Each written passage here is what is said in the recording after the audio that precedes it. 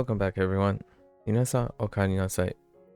今日は148日目です。It's day 148. The countdown is nigh.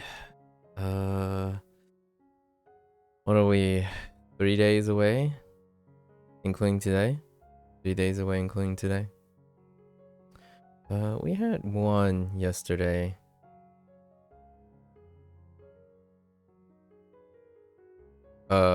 Wait. Just kidding.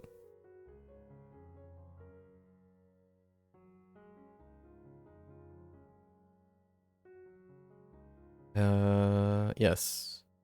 All right. Amatsu.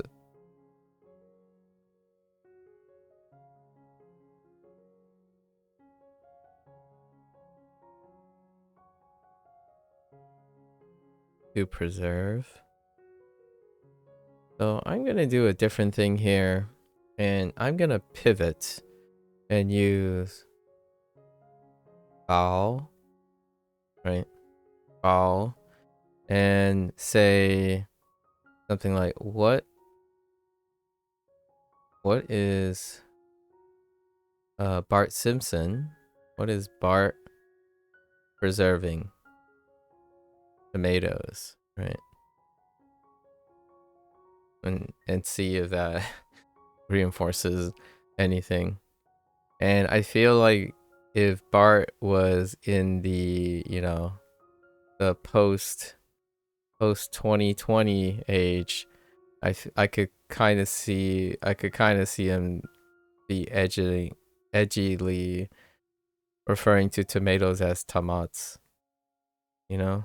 possibly, because he's a goober. Try it that way. All right. Anyways, I'm gonna get into our review today. It is almost 7. 5 minutes from 7, so we'll pick up those last 2 reviews. Okay. My voice is a little bit harsh today. Okay. 男性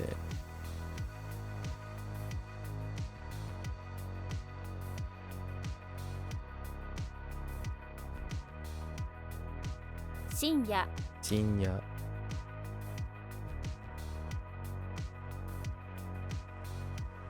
基本 基本 人参 人参 Heck no 周り周り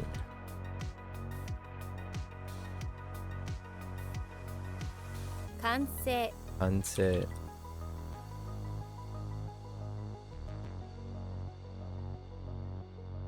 望む望む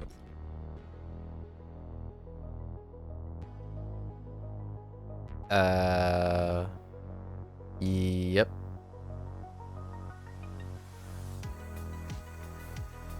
せっかくせっかくせっかく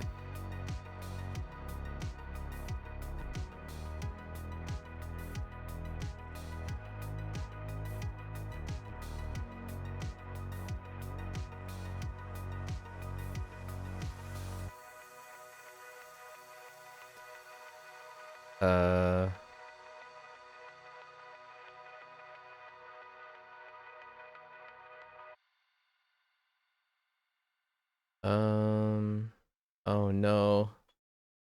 I just got this. Now the Hanzi Hero's mnemonic is overpowering. Hold. Hold.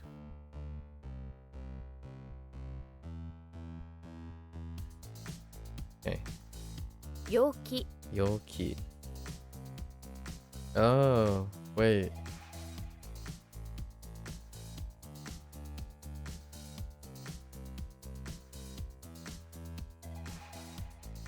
Okay. I mean, energetic is lively, so fine. 彼ら彼ら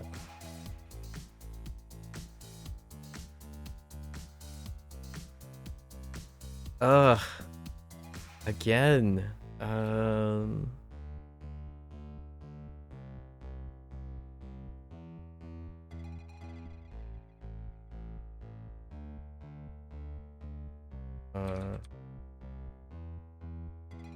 例えば例えば。例えば。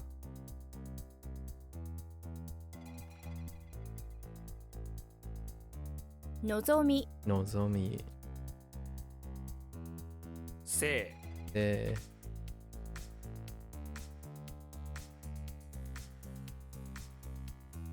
例文例文。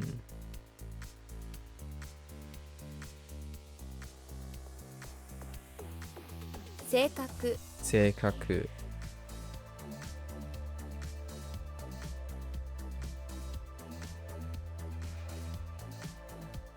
マイルマイル。理性理性。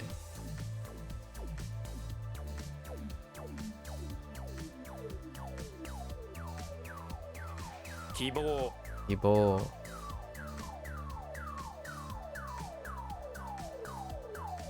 念願念願。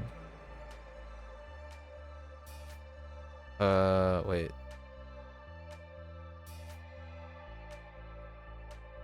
例外例外。That's fine. 完全完全。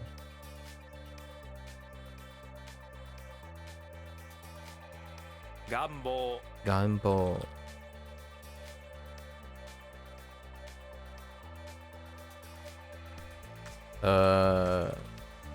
wait. Hold up. 願望。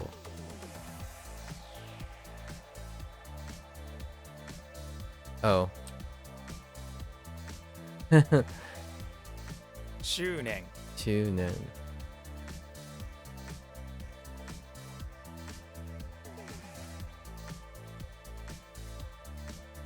完了完了。So many completes. But they're kind of slightly different completes.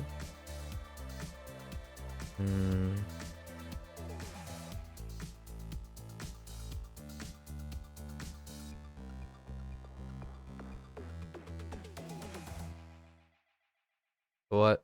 Oh, wait.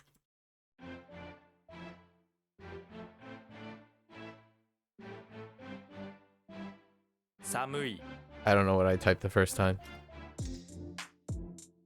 Samui,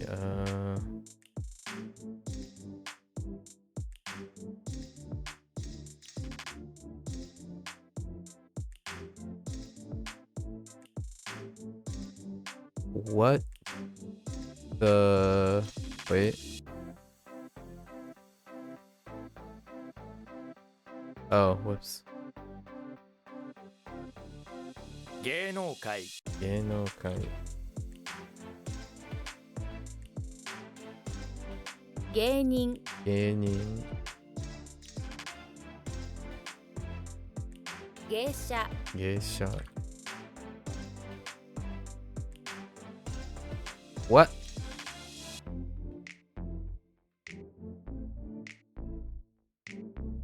Wait. Oh. My bad.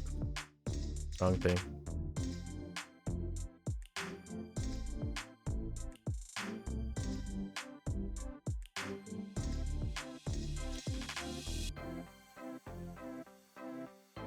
骨折骨折。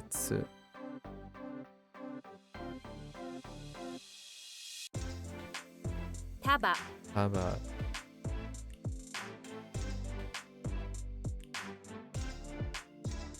折る取る。女性女性。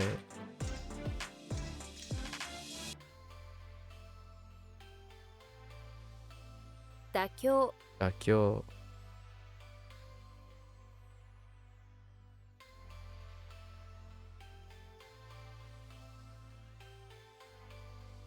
式式。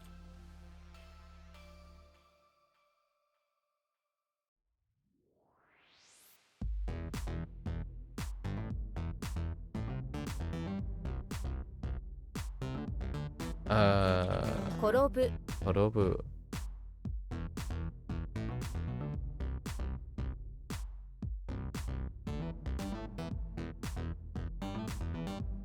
Korobu?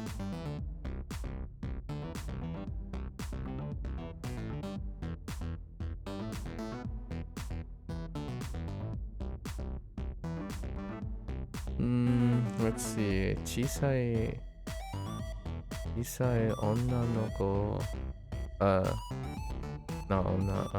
Chisai otoko no ko ga korobun de shimaimashita. That doesn't. Oh no.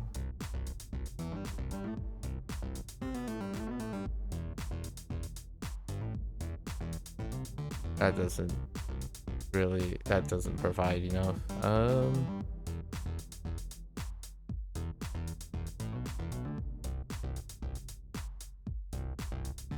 Oh, that's oh.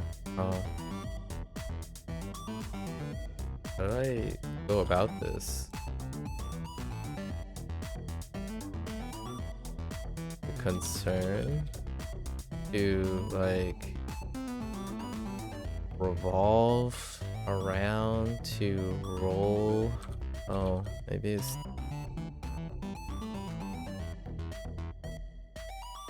the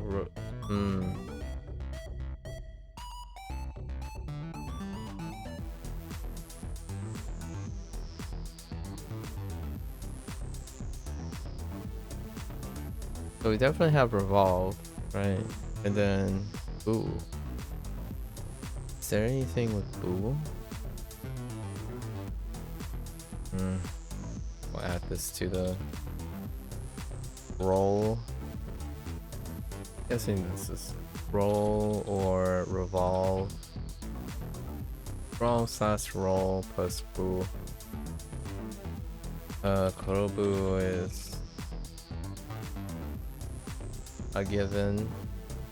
And then there's something about this that is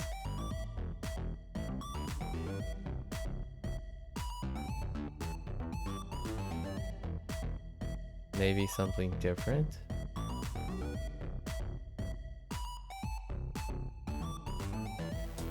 There are a lot of koros. Guess I'm under practice on the koro part.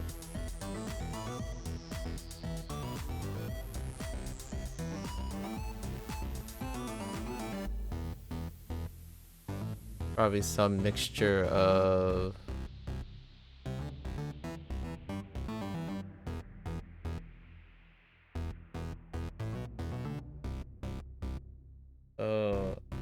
I think not necessarily to roll, but more like I'm gonna say there's only one other thing, and that's kind of like to roll over. So to roll over is to fall over. Probably the young kid. A kid fall over. Yeah. So I think I'm gonna need to organize this. So I know there's transfer. That is a special, and then there's also to drive and to roll. And then there's to rotate. Yes. So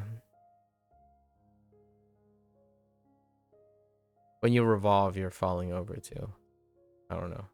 There's that action of to roll over. So korobu is roll over, and then to roll something, korogasu. How many other koros do we have? There is another koro, but not involving this one. Yes, not involving this. So I guess we're gonna have to sort out korogaru and korogasu. Alright, korogaru and korogasu. That's the ga. And do I have something that separates boo from ga? Do I?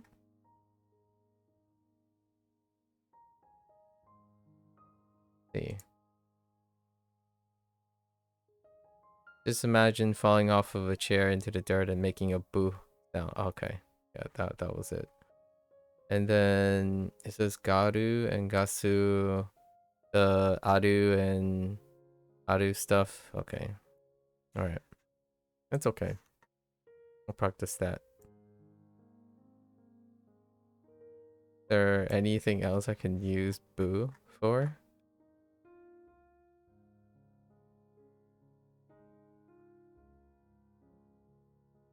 You fall over after someone comes up to you and say boo. I think that's pretty good. I like that.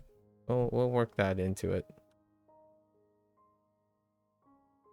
Okay.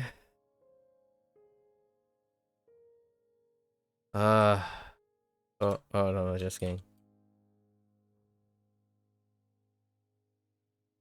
人格 Inkaku. I typed the wrong ending. Inkaku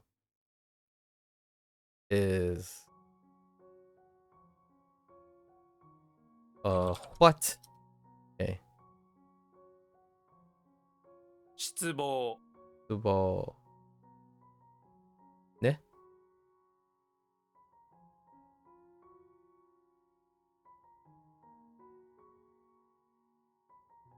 周期 Yuki.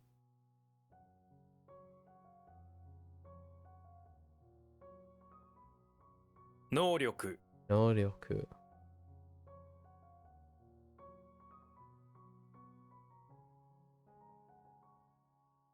骨格 Okaku.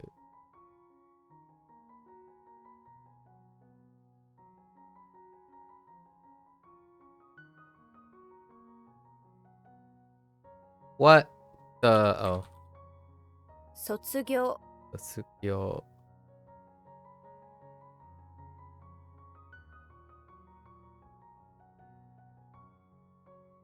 才能 I know.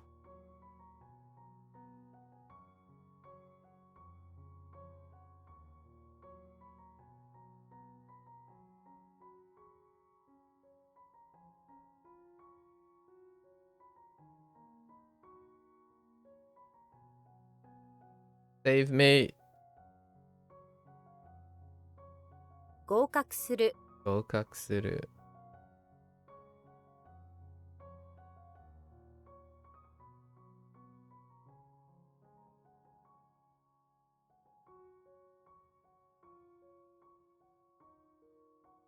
骨 Ne.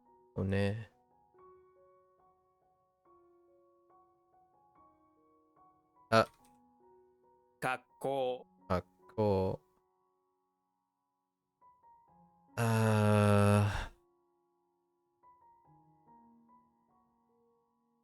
How this本能 oh no.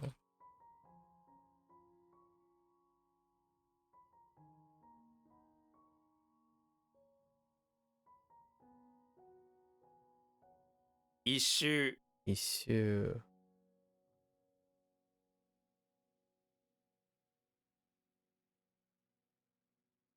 頑固 Danko. Ne?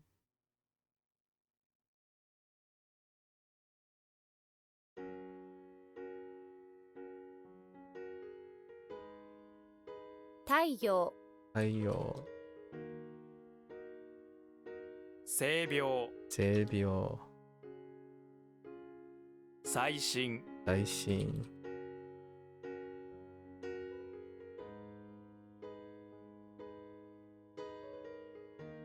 深い Gai. お願いします Onegaishimasu.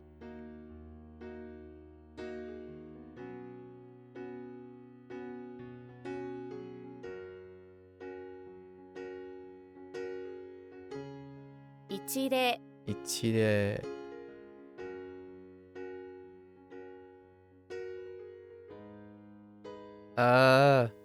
Wait. Wait. Hold.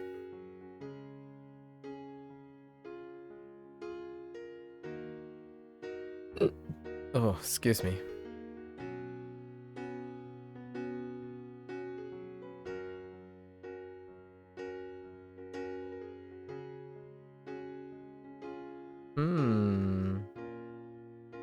I'm gonna say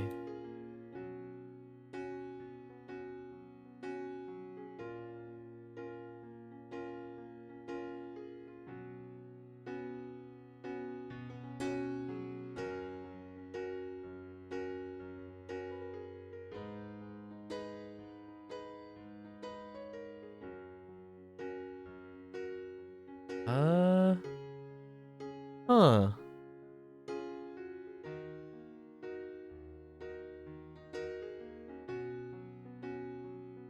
Some part of me wanna say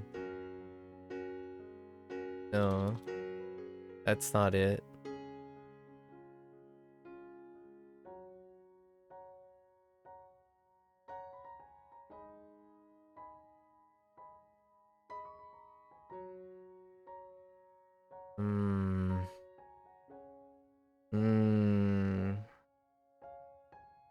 Support plus edu. Kind of weak. I don't. Wait. All right, let's go through them.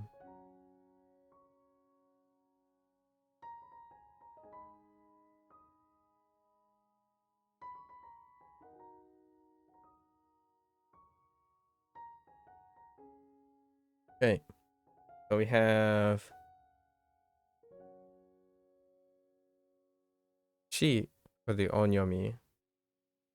And then support. I think only one read, right? What are my other reads for this?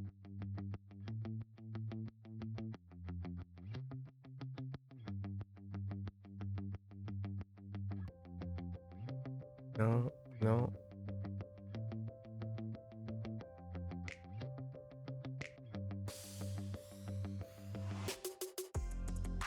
Yeah, it's definitely support. So,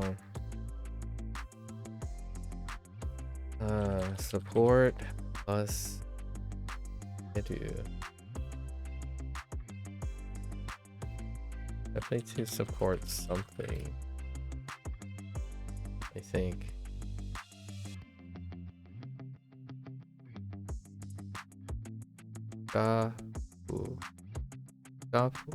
Staff はこれからも車上をsupport with oh no, to test.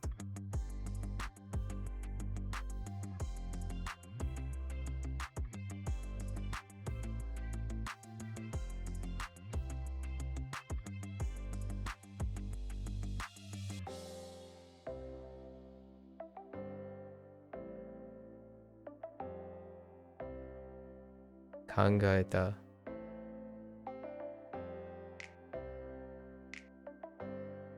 Hongaeta.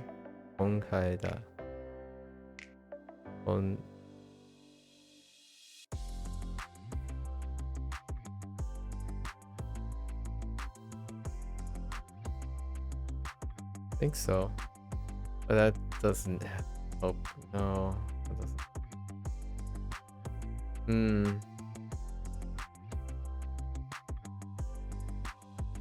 I keep thinking of help, not support, as a synonym, like to help. So it's a tas.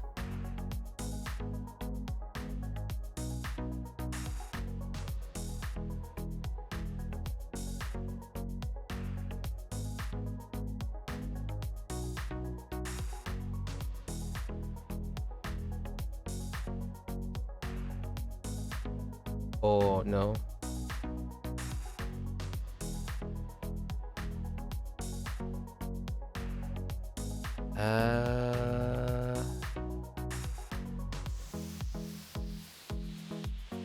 Yeah, I use help a lot more than support. Oh.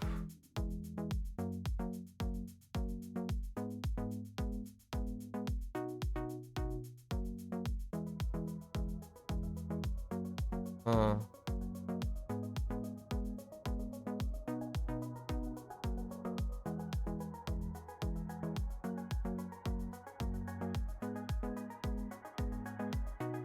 I can get this.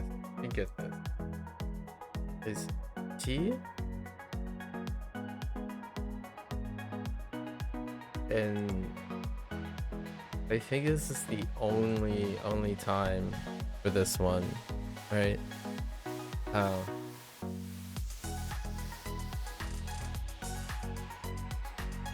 Two saws. This one kind of sucks. 支える Sasaeru.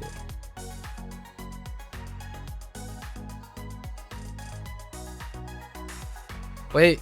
Oh no, I needed to see that. Hold up. I need to go back.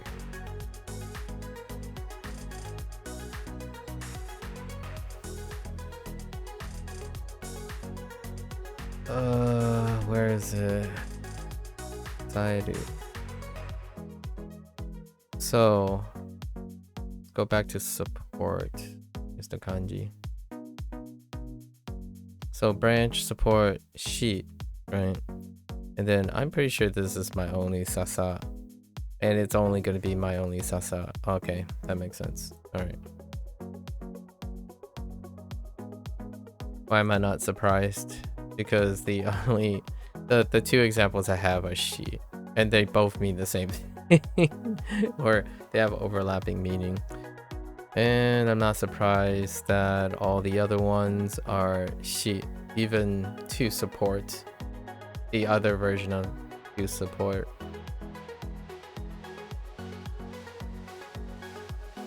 Sasairu. Can I improve upon? Can I add more to Sasairu?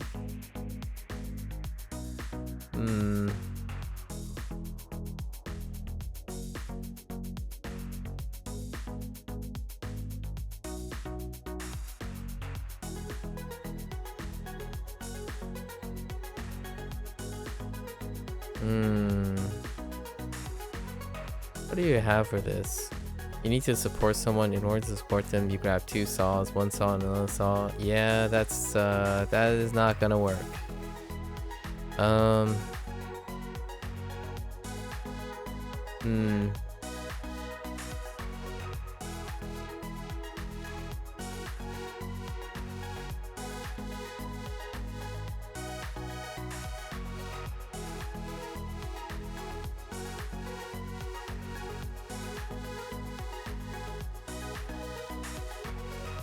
I don't really know where to go with this. Maybe you take the saw to cut down a bunch of branches to build a support. That works. What do you need to build a support? You need some branches, some wood. You take some saw, cut down some lumber. Right, you're gonna need some saw. A pair of saws, perhaps. Alright. That's all I got. We'll embellish that a little bit. And then two more guys. Two more little guys. Kare Got it. And 推進 Ishin. Okay. Alright. Still got what, still got like a little over 3 weeks before our first burn, which I'm gonna have to think about. So here's my deal about burning, which I'll probably talk about in a month's time. If it is a trouble word, I'm going to resurrect it right away. If it's not a trouble word, if I have like a checkered pass, if it's not, I'm gonna let it burn, right? So once we get to January, June, When we get to June 24 or 25-ish, 24th, 25, the 24th or the 25th, our first burn stuff is going to come up. So with each burn, I have to recall how troublesome it was. And I already categorically have certain ones that I will be resurrecting. I will definitely likely be resurrecting anyone after closer scrutiny. Anyone that only has one vocabulary example. Those are automatic. Now, I will automatically burn pretty much all the radicals in kanji out of the loop. But the vocabulary words, I will probably have to consider outside the categorical stuff. So any exceptions, I will probably end up resurrecting unless when I hit them, they're like, yes, great. But I feel that in retrospect, pretty much the substantial number of ones that only hold one unique read are going to be resurrected on the spot. I have already collected enough experience, I think, to understand that the approach that I'm doing is going to require that I resurrect and ante up one more time the exceptions. All the exceptions,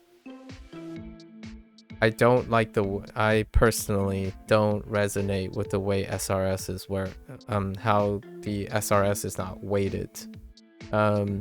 Weighted in the sense of weighted based on the content. So I'm sure maybe in the entirety of the Japanese language, a lot of these reads may come up more than once in a different vocabulary, but in retrospect, I think the WaniKani team designed things as they were going, as opposed to looking at it collectively. So from my perspective, collectively, the stuff that tend to require a weighted SRS, as in they should come up more frequently in a way to offset its lack of frequency. Now, there are other ways to approach this. You can let the SRS take its course and get it wrong, right? And then it'll bring it back up. But I decided to approach it in a different way. So I will resurrect those. So like, for example, Sasaeru is a great example that it will likely get resurrected soon. I saw that it triggered master. So by the time something gets through apprentice, guru, master, and enlightened, if by the time I cannot resolve or embellish the mnemonics or some sort of case association with like Chinese or Spanish or something, then I will immediately resurrect them the moment the burn opportunity comes up. So it'll be a little bit different next month. Next month will be a little bit different. I'll be looking out for burn targets, and we'll be reviewing all the burn targets. So maybe not during the lesson. We'll do the lessons, all the reviews, and then we'll go over our burn list, right? I'm sure they at least separated the burn list or something. Maybe they didn't. Oh no, they didn't. I might need to install some sort of thing. I'll be able to use like a different reference to see all the burn items, and we'll maintain burn items that are reductive. So essential reductive, like redundant stuff that can be generalized into a group, they will likely get burned. The vocabulary words that will likely, some of the first groups that will get burned are vocabulary groups that are associated with each other. There's a lot of association, and that kind of leverages context, as much context as you have viewing SRS. And despite, in my opinion, despite what people say that all these things are disjointed, they're not if you organize them. But SRS don't necessarily organize them that way, but you can organize them. So Radicals and kanji, I can see like maybe one out of 500 kanji that will get resurrected, possibly. And then radicals, not a chance. I don't think radicals are not getting resurrected. And then definitely vocabulary words, and the vocabulary words are not because of their definition, but because of their read. So we'll be cycling resurrected. I don't know if I can keep track. Oh, I can keep track. There's a excellent way to keep track of which vocabulary words that are resurrected, and then I have to treat them differently. I have to treat them in a way that elicits the read, not the definition, because translating things is great, and it'll become very efficient over time, but reading them is a different story. So we'll come up with a different take. And how do I distinguish that? Mostly when they get resurrected, right? When they get reset, they will be marked at a different level, so they will be colored differently, like on Wikistats or something. They'll be colored differently in concordance to their level. So early levels will then have the exact mark. They will be colored very differently from all the others. And burn is a specific color that's very recognizable. So they will violate the cluster. So if you organize all the elements from each level, organize it by level, and then you look at the general color, the ones that will stick out are the ones that get resurrected, right? Because generally speaking, the way I'm going about this, usually do not encounter mistakes. I make mistakes, I iron them out, and hopefully by the time it gets to burn, I can tell myself, yeah, it's weak, but we kind of plugged up all the ways to get to it, or sufficiently get to it. Then I allow it to burn. So that's for next month. It's a kind of a big, it's kind of a new thing that I have to consider for June. So this coming month. That's what I've been thinking about. Like we're gonna reach end, which I think there are clear things that are are also intuited on top of being active. So those things will get burned. They will be burned largely because there are other sources, outside sources, that basically will continuously reinforce them without any requirements. And then I'll then eventually have a list of perpetually non-burnable items, and those non-burnable items can serve as an interesting unique source of practice for WaniKani, like using WaniKani and nothing else. Like these will be the idiosyncrasies with WaniKani, and then maybe I can do something with that. And then the other stuff that gets burned are because it overlaps with everything else, right? So then I could have like a list of fun little highlights of WaniKani versus others. The reason why I came up with this idea, or I'm thinking of this idea now, is because one of the more common criticisms of WaniKani, especially by their community, right, in the forums and stuff, is the case by case bickering. I almost want to say it's bickering, but it's not like openly negative. It's more like, oh, I think this is important, you don't think this is important, and then a constant like it depends.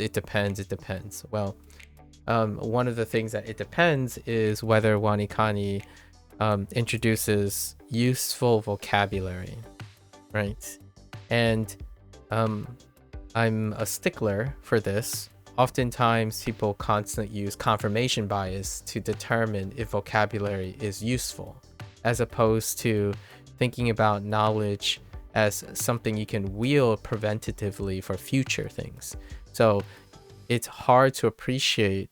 This is a double standard.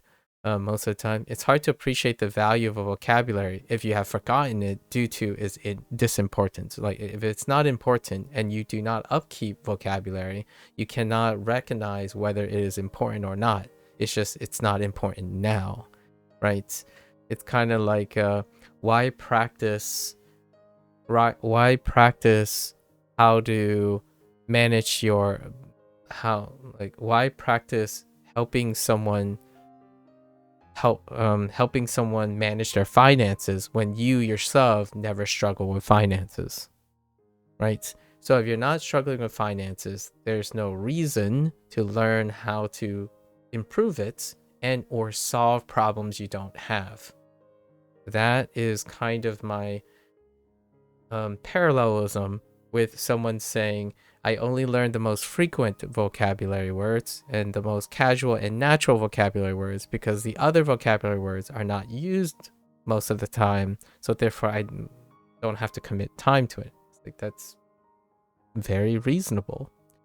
For myself, I like to know what I am unlikely to know and keep track of them in a different way, which it gives me like a pocket thing to do. So oftentimes thinking about the things you don't need to know or things you don't find interesting, which is what I was talking about in Discord today, actually.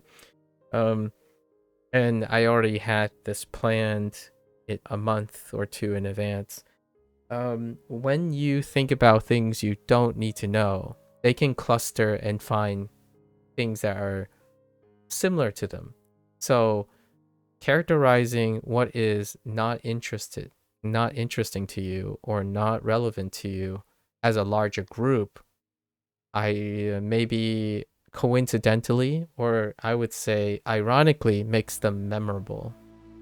So now I want to use what WaniKani already does, and I want to see if I can find a collective group and pattern among the complaints that people have or the arguments that people have. Like what aren't useful, what are useful, and see if the things that I do not burn regularly. I'm already seeing a pattern, obviously.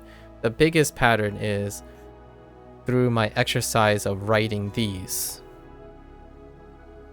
Right? Oh, I actually had Shiritsu as well yesterday as a write-up. Okay, well anyways, doing this exercise at the end has already collectively informed me that one of the weakest parts for myself personally, one of the weakest aspects of SRS and WaniKani is that there is no corrected weight or exposure to there's no corrected weight for increasing overlapping exposure to specific reads. Because if there's only one sasaeru, you can repeat it based on sasaeru. But that is one way to remember something. If you constantly remember something in the same context, it's a great way to remember it. Now, if there are 4 vocabulary words, and even if you diminish the frequency, like if you distribute it, say the frequency is 100 times over the course of WaniKani. If you get them right the whole time, it's 100 times, right? For sasaeru, 1 sasaeru.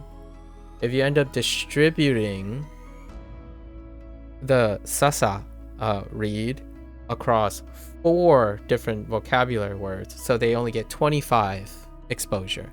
In my experience, the 4 different exposures provide a far more efficacious reinforcement of the one read.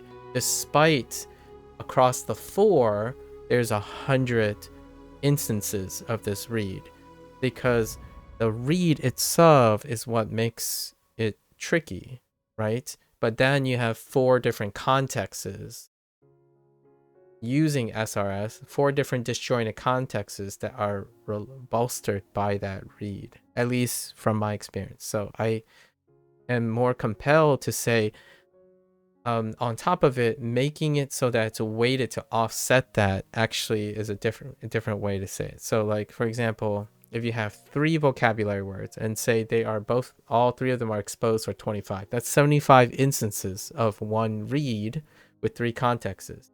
I would offset that using the SRS by having 75 instances automatically, 75 instances of the one read, sasaeru. So sasaeru would come up 3 times as often as the other 3 combined. To think of it the other way around in order to kind of balance the exposure, because there's interference. Interference happens too, where it's not so much in Hanzuhiro. Hanzuhiro does not have to contend with interference in this way, where you look at a character and you see multiple reads, and those multiple reads can be interfered by how frequently they appear. SRS does not take into the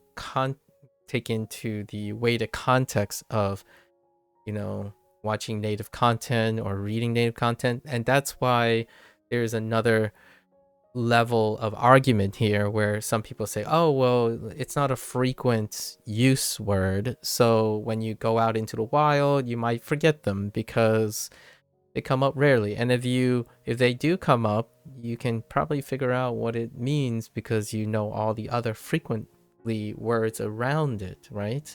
And that's cool. Now, if we were operating within the system, that's not possible. What's a way to compensate for that? Have sasaeru show up about equal frequency with the totality of the reads reinforcing the other reads, and that balances it out. The reason why I say this for myself personally, not for other people, is that Hanzuhiro does not encounter this problem because they went out of their way to actually avoid multiple reads for a character. It doesn't mean it doesn't exist in Chinese. It does exist in Chinese. Actually, so far, I mean, it's far more infrequent, but they did occur already. 8 instances already occurred. And Kevin specifically said the whole goal is to ascribe a read to one character and then have the other characters, other reads be like a secondary read. Despite it, some secondary reads are very frequent.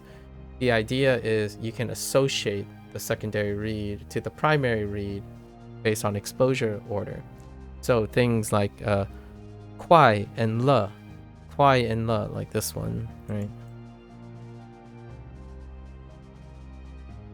Arguably, le is probably far more, arguably even equal, if not slightly more frequent. Largely because kwai la is happy, and there's a lot of instances to force that. And kwai also means fast, so kwai is fast. The way la is being used is dealing with happiness, like kwai la, like 生日快乐, right, to happy birthday. And then we have kwai, which is hayaku, right, or fast. And that comes up, but they dispense with that. Kevin did intentionally dispense with multiple reads, and you pick it up as you go. Even the context sentences that he uses, you know what it is not when you read it. So, and when you read a sentence, right, and then you see this again, but it's like commonly at the end of something, this ends up being la most of the time. In fact, actually, kwai is sometimes in the beginning, or like in the beginning of a sentence, so you kind of learn those things. So you have a point of reference, and then because of that point of reference, you know what it is not. Oftentimes when you're looking at this, it is probably not going to be kwai. if there's another character here. A lot of times, like, but not all the time. The idea is you have a point of reference, and then with that point of reference, you can say it is not. And it's very important because it's very useful. And that's what I'm doing here. I'm doing what it is not, or what is not comfortable. And I'm gathering all the things that is not comfortable and see how I can group them together in a weird way to focus on them. And that's where we're going in June. And I would love, this is why, in my opinion, using methods, like using tools, and then seeing how you can improve it. Usually from a self-interest, like no one asks me to do this. I'm only interested in how I interact with it and then demonstrate it. Because for me, that would be the final phase of WaniKani. I would change how burn works by implementing a yes-no system. So the moment a burn item comes up, right, when you reach the end, it would sparkle or something. Maybe like during review, it would indicate that. And then after you burn the item, you are asked yes or no. And then there would be a breakdown of the frequency of your consistency, or just pull up the, actually, it's already part of WaniKani's UI. Oh, no, it's not. Just kidding. I'm thinking of Hanzahiro. But there's some metrics here, like your progression. It tells you like the meaning, answer, correct, and then the streak. Maybe you could use like the streak data, like how consistent were you? If you are below a threshold, you can even make it even more nuanced. If it's below a certain threshold, right, with statistics, it will prompt the question, yes or no, do you want to burn this item or not? And then when it's above a certain threshold, it just auto burns, right? And if you're really, really below a threshold, it would reset it automatically, right? So these are the decision making that you can do in SRS as an experienced person, but not necessarily an inexperienced person. So, and when I mean by an inexperienced person, I don't mean a stupid person versus a smart person, or a young person versus an old person. The idea is I have encountered this problem before. Over 30 years of education prompts this question a lot. Do you know the material, or do you think you know the material, or do you think you can figure it out? There are various distinctions of determining whether you know something, and then understanding its application and its retention. So I would add an extra meta layer to the SRS. I'm sure that's something that's prescriptional and other people have different perspectives. So this is one way in which I can confirm whether I know or not know, or to what extent do I know these characters. I'm gonna say all this in like the 100-day review, which is still like 50 days away, but I'll describe this a little bit more in detail, I suppose. Yeah, I'm basically applying something that I do now quite a lot when WaniKani can't do this. Like, if SRS can't do this for me, then I do it myself. And then I try to do it in a way that doesn't conflict with WaniKani. So oftentimes criticisms about WaniKani involves, oh, just change it. Like, just do it differently, or like work against it instead. For example, if a tool is going to teach you SRS, right, by SRS, and you're like, I don't like SRS. So you use the tool and you criticize the SRS method, the method for being the method. That is not constructive criticism. That is cognitive dissonance. So you want the thing to be fundamentally not the thing. Go use something else, right? That's kind of Or you can spend all of your time trying to change the thing into something else, which it is not. That's kind of how I feel a lot of times about a substantial amount of criticism. Like playing a video game and disliking the video game for being a puzzler when it's advertised as a puzzler. Or you hate how unnatural SRS is when it's clearly unnatural based on your description. Translation doesn't work because the type of translation you're thinking about are all the instances in which translation is passive. For example, I've been harping on that train for a while now, because when people keep saying, oh, you're never going to become fluent if you're always translating. Yeah, if you're always passively translating and never using that translation for a way to bridge into the understanding of something, then yes, most likely you'll never be fluent. In fact, you'll probably never learn learn the words. There's so many things you can say about it, but that is reductive. It's not encountering the nuance. So what does burn mean to you? What does burn status mean to you, and what does apprentice status mean to you requires nuance. Some people don't really care about that. Like, they don't necessarily, and it might not even be important. The nice thing is, if it works out, then there's no reason to improve it, right? That is usually the pragmatic way of going about things. If WaniKani works and then they reach their goal, there's no necessity to add meta layers or to improve it. It's funny because the people who use it also think of it that way until they have a problem. And then when they have a problem, they suggest a lot of things, but they don't do any of those things. They want someone else or some other thing to do it for them. Or find some other thing to do it for you. And that's usually, it works out in the end, right? If someone has enough, if there's a big enough group for a demand of a feature, then there's profitability to involve.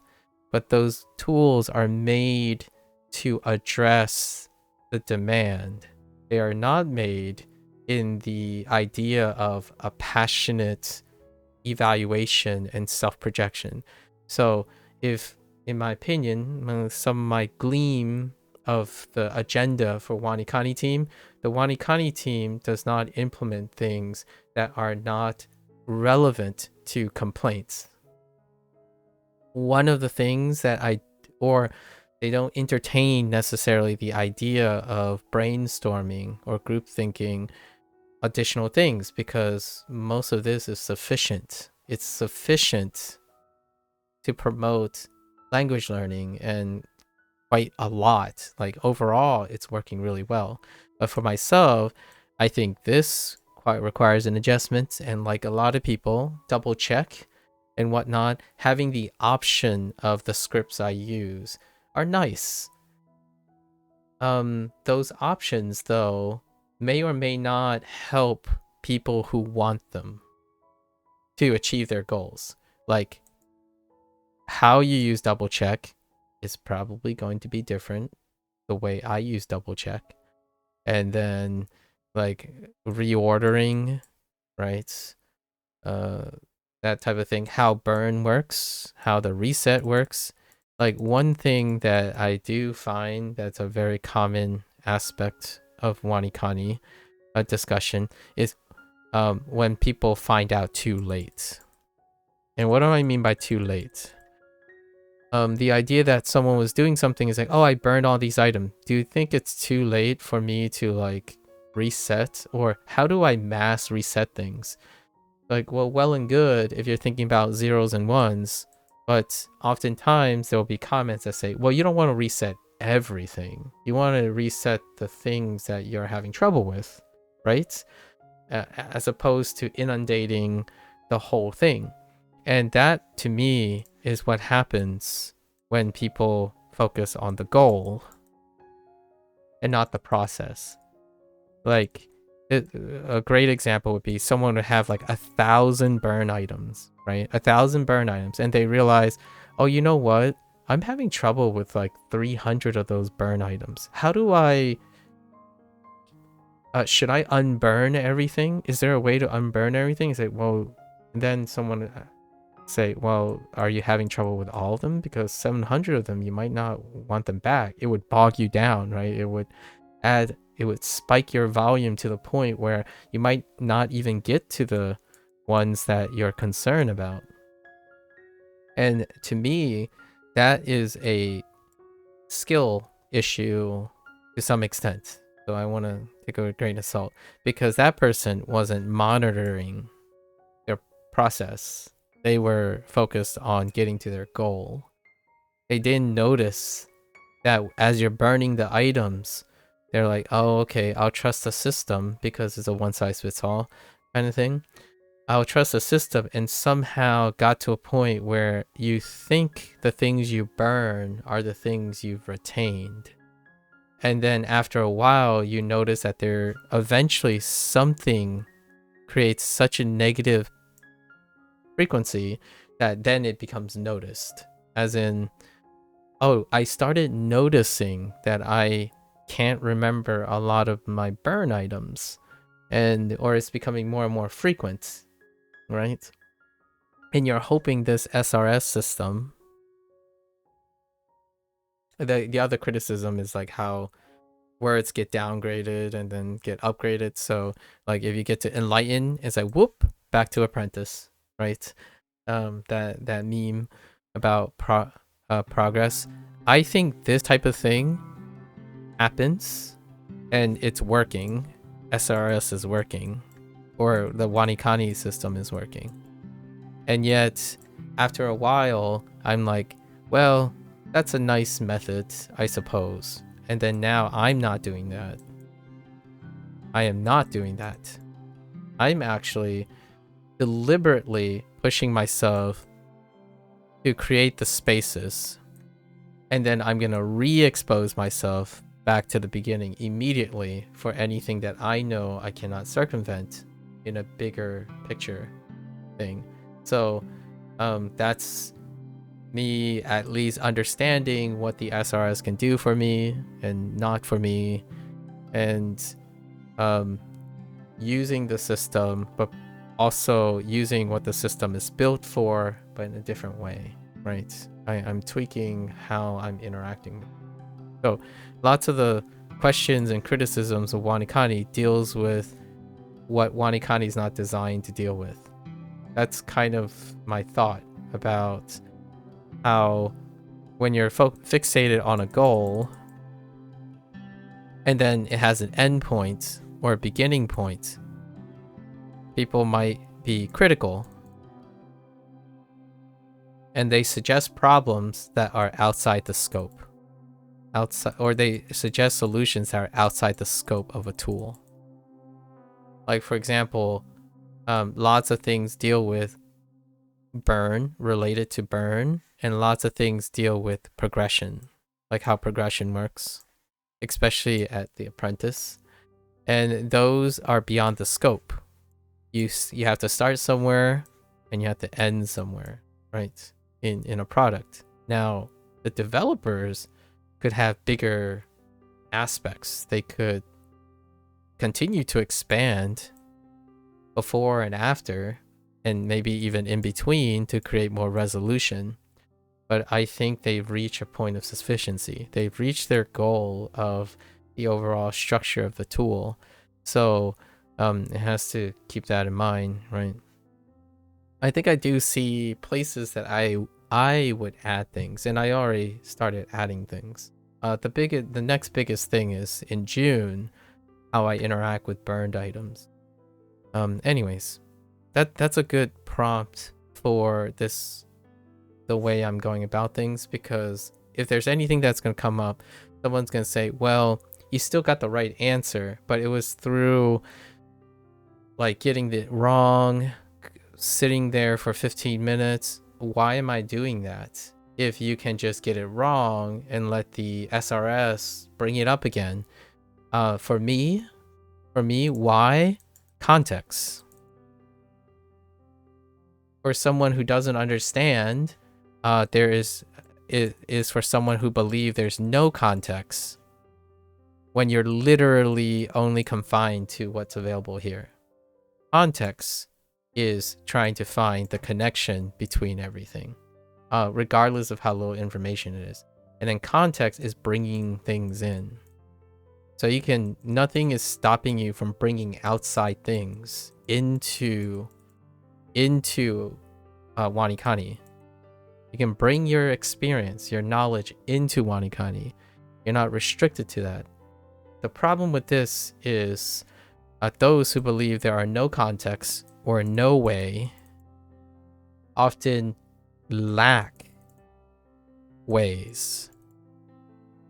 Not necessarily that they don't have any way. They lack the ways for now.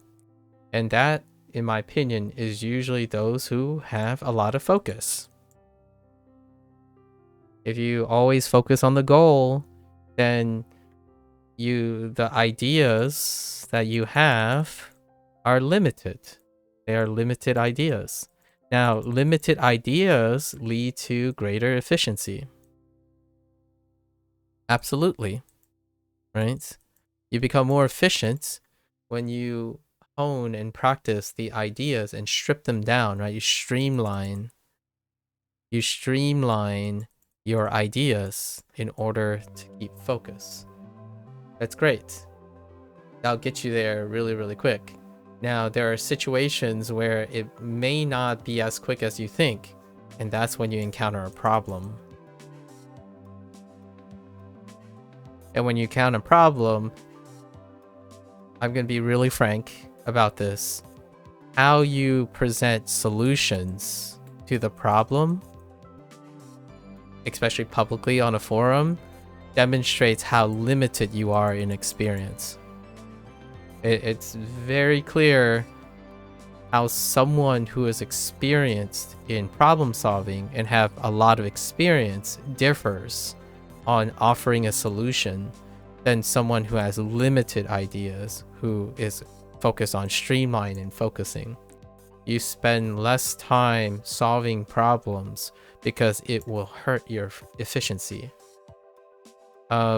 Oftentimes people who solve problems gain efficiency, but they're certainly not as efficient as someone who is constantly streamlining their process. Because there's what would happen is when you streamline, you avoid problems. You avoid problem solving, really. You tend to avoid problem solving. So to me, why is this important to me? Emotional consistency.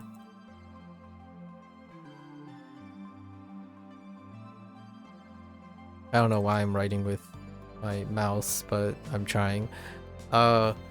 Emotional consistency to me requires problem solving. So I invest as much time as I need or want to focus on the problems, because over time I solve problems. I don't worry about if a problem occurs. And those skills, a lot of people think like they're not specifically doing this, but they're unintentionally doing this. They're making problem solving optional. It's an optional skill. So problem solving is not, and then tacked onto that is critical thinking. They're optional skills.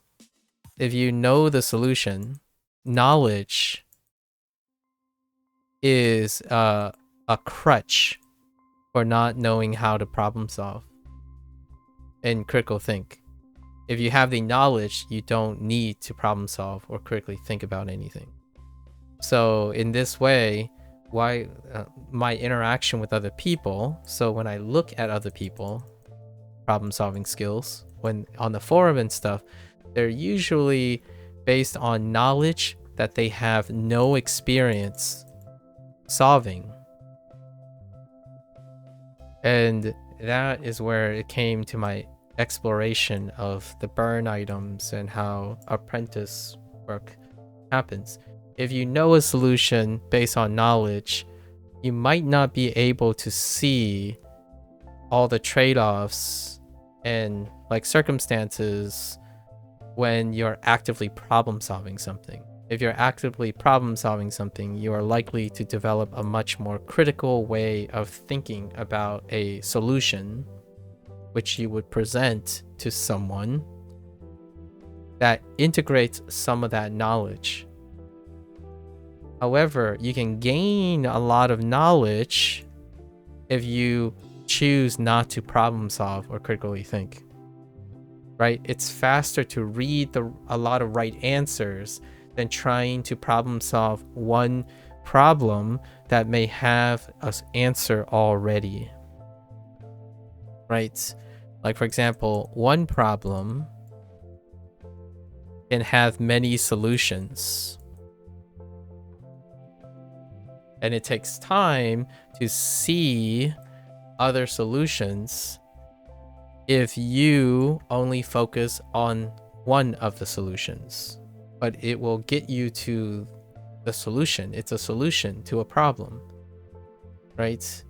So what I'm saying here is, and then that's the last thing I'm going to say today, how I'm going about interacting with burn is trying to resolve a lot of things that I have encountered through the process of observing my first like 150 days, right? It's almost 150 days now.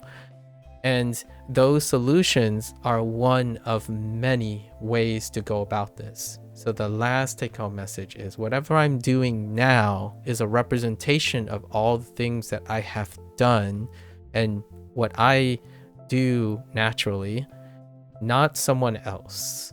So if you're in the process of problem solving and critical thinking, your solutions are going to look slightly different. And you'll likely be more able to describe them than reading about the solution. So if you read someone else's solution, you can try to engage in critical thinking and problem solving to challenge yourself to think about how that solution affects you. Or you type in a problem, you hope someone else has a solution, and you embrace it 100%. Then you're not doing problem solving or critical thinking at all. So the question I often ask myself is, should I do it this time or not? It's not about all or nones. It's about when and where and how you want to or not want to. Because sometimes I don't want to problem solve or critically think. Like, for example, I don't want to problem solve and critically think about my macros when I eat. I'll go find someone who did the macros and how they interpreted it, and I would trust them, right? In this day and age, in my opinion, this prompted a huge analytical thing that someone made a comment. I really appreciate it in the Discord, and I wanted to illustrate the difference between someone who is looking at a problem or looking at an observation and like really thinking about how their experience can help interpret the problem or the statement versus knowing what is true. So, for example, you could say, I like X. I hate Y. But X equals or approximates Y. So why is that? How can this be true? Like, what's going on here? And that usually requires things like critical thinking and problem solving. And it goes back to the beginning, which there is a lot to be learned about what something is not and what something is, and something you don't know and something you do know. And then knowing all the things that you may not know can be useful in a context that you have yet to be discovered. So that's kind of the fun part about having problem solving, critical thinking as a skill set. When you start something, despite not knowing everything, there's this comfort of being able to extract and be creative enough to resolve them. So when someone asks me, aren't you afraid that you wouldn't ever be able to read sentences? The answer is no. I would not be afraid of not learning sentences if I continue using WaniKani. And no, I am not concerned that if I use something like Hanzahiro with synthetic voices, I wouldn't be able to adjust to any voice that I listen to. If you understand the process of, in my opinion, if one understands how the process of translating sound into a pattern and remembering that pattern, then that source of sound could be from a native speaker or a synthetic voice. If you understand the process in which you create that sound into a pattern and encode it into memory, then the source can change. It can change the source. And then how interacting with it, because you're interested in how you're doing all these steps. Understanding these steps then makes it not so scary. It is scary when you're intuiting all these steps and solely relying on chance, because if you're constantly relying on intuition, and not blending multiple things, then yes, when you get so used to hearing a synthetic voice, then it will be very, very difficult for you to adjust whatever you were doing with the synthetic voice to a native voice. And oftentimes, it's kind of humorous here too. What's a big cognitive dissonance here that I can foresee immediately? The way you interact with the native voice is probably going to be different from synthetic voice, right? Because you'll be at a different position in your studies. So whenever someone says something like Duolingo sucks because they use synthetic voice, and that synthetic voice leads to make it difficult to understand native, there's an order to this. Duolingo came first, and this usually comes second. What happens when this comes first and your desire is to learn how to read synthetic voice? The relationship is similar. For someone who doesn't problem solve or critically think. So if you don't have problem solving or critical thinking skills, then you repeat the same mistake. And the relationship stays consistent when taking track of which comes first.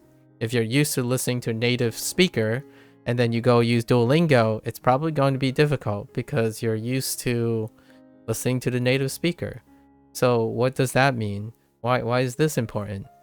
That's when you hear a bunch of native speakers use tools that have synthetic voices, and their first thought is don't use it.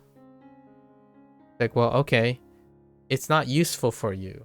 That's fair, right? Like, you don't, if people's goal is to only be good at listening to native speech, then yes, don't use it. Take it from that native speaker who has a myopic opinion on the usefulness of tools because they are having a specific goal in mind, not the process of learning and listening to language. The goal. Their goal is to tell you how to most efficiently get to listening to native speech, like getting used to native speech. Yes, you listen to native speech. Does this mean listening to synthetic voices is not useful?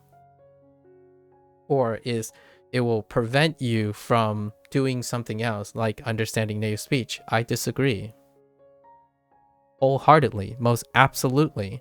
Because the way they went about evaluating the use is based on goals, not based on process.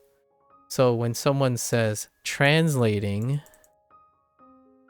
in my opinion, translating, that's not how you spell translate, but translating is useless. That's probably someone who thinks of it as, why do that when you can skip over the step? Like, it's not part of a process. It's irrelevant because their eyes are on the goal.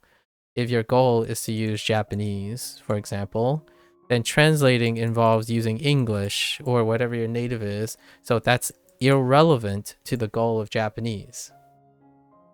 But from my perspective, English leads to English Japanese leads to Japanese. Now I added an extra step here. How is this different from the person who says translation is useless? They only see 2 steps. Right? And then let's do some even more breakout.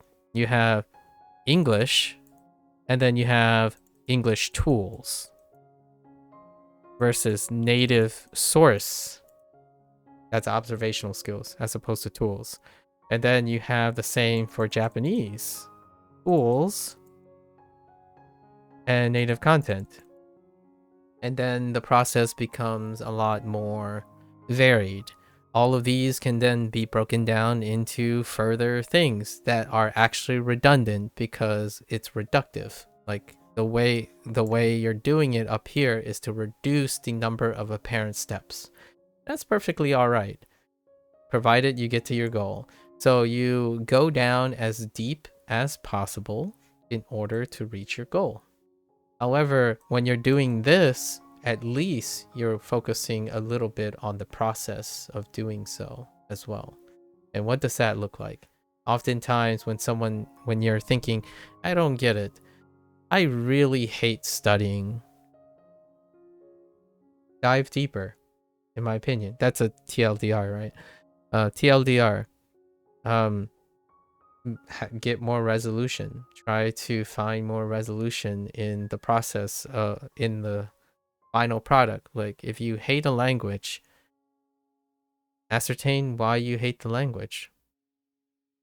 You don't view things in an end state in order to understand the process, trying to answer how and why. How and why requires an understanding of the process before you make the comment.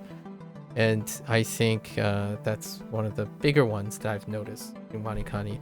Anze Hero doesn't have a large enough community to have this, but the general consensus is often someone projecting what they think is right or wrong, and then Kevin explaining his point of view, and then making a compromise, right? Making a compromise. Oh, that's a great idea. Let's add this so that it's your choice, right? Choice kind of is a way to alleviate all of these compromises. Yeah, WaniKani. Reading the forums have definitely taught me, have not really taught me, yeah, I would say taught me and opened my perspective on what kind of criticisms tend to occur when using SRS. This is not the same as, say, going on Satori Reader, and I believe they have a community forum as well. And then my next year project also has a community forum, so I'll probably talk about this stuff in the context of that stuff. My next year project also deals with something that is often, in my opinion, intentionally almost demonized by FOMO, in order to push products. Like immersion only products tend to come up in my face a lot, aggressively marketed towards me, or um, comprehensible input as a method as opposed to a theory being tossed at my face all the time, right? And my early thoughts about that is, I'm not surprised that those things are being tossed at my face, because the way those things are marketed involve the least, in my opinion, the least amount of critical thinking and problem solving. The tools that are most aggressively tossed at my face, especially solving problem like having an apparent problem that they think I have, or like competency and whatnot, the tools that require the least amount of critical thinking and problem solving are the tools that are likely more aggressively pushed in front of me. So whenever effort, quote unquote, a lot of times people use the word effort, is placed, the tools with the least amount of critical thinking is often viewed as effortful enough, like sufficiently, versus doing a quote unquote less efficient method while engaging in active critical thinking and problem solving, which also increases effort as well. So they're very tough to discern. So the easiest, quote unquote, the easiest thing is often the most efficient thing to do. So it requires the least amount of effort. That is logical. The most efficient thing, making you use the most amount of effort, that promotes critical thinking and problem solving, that is cognitive dissonance. So when someone asks me, I don't understand why I am not learning Japanese, even despite using the most efficient method. My conservative response to that is you lack sufficient critical thinking and problem solving skills to recognize what isn't working and what is working, despite a method being overall incredibly efficient. The idea is that sometimes, unlucky, you happen to not meet the ideal case of a prescriptional method. So what do you do then? I like to think that a person would explore enough to develop the critical thinking skills in order to figure that out, right? However, nowadays, it's a very sobering realization that I think some younger people and even older-ish adults prefer to give up on their dreams and their habits and whatnot and just say, well, it's doomed. So it's easier to give up and quit, which is a fair assessment as long as it's something that you don't have to do, right? Then we get into the talk of who I usually associate with when it comes to talking about these things, and that deals with places of finance and not the context of finance, like not the details of finance, but the approach to understanding how to motivate oneself to learn about finance. Like, I'm not a finance expert.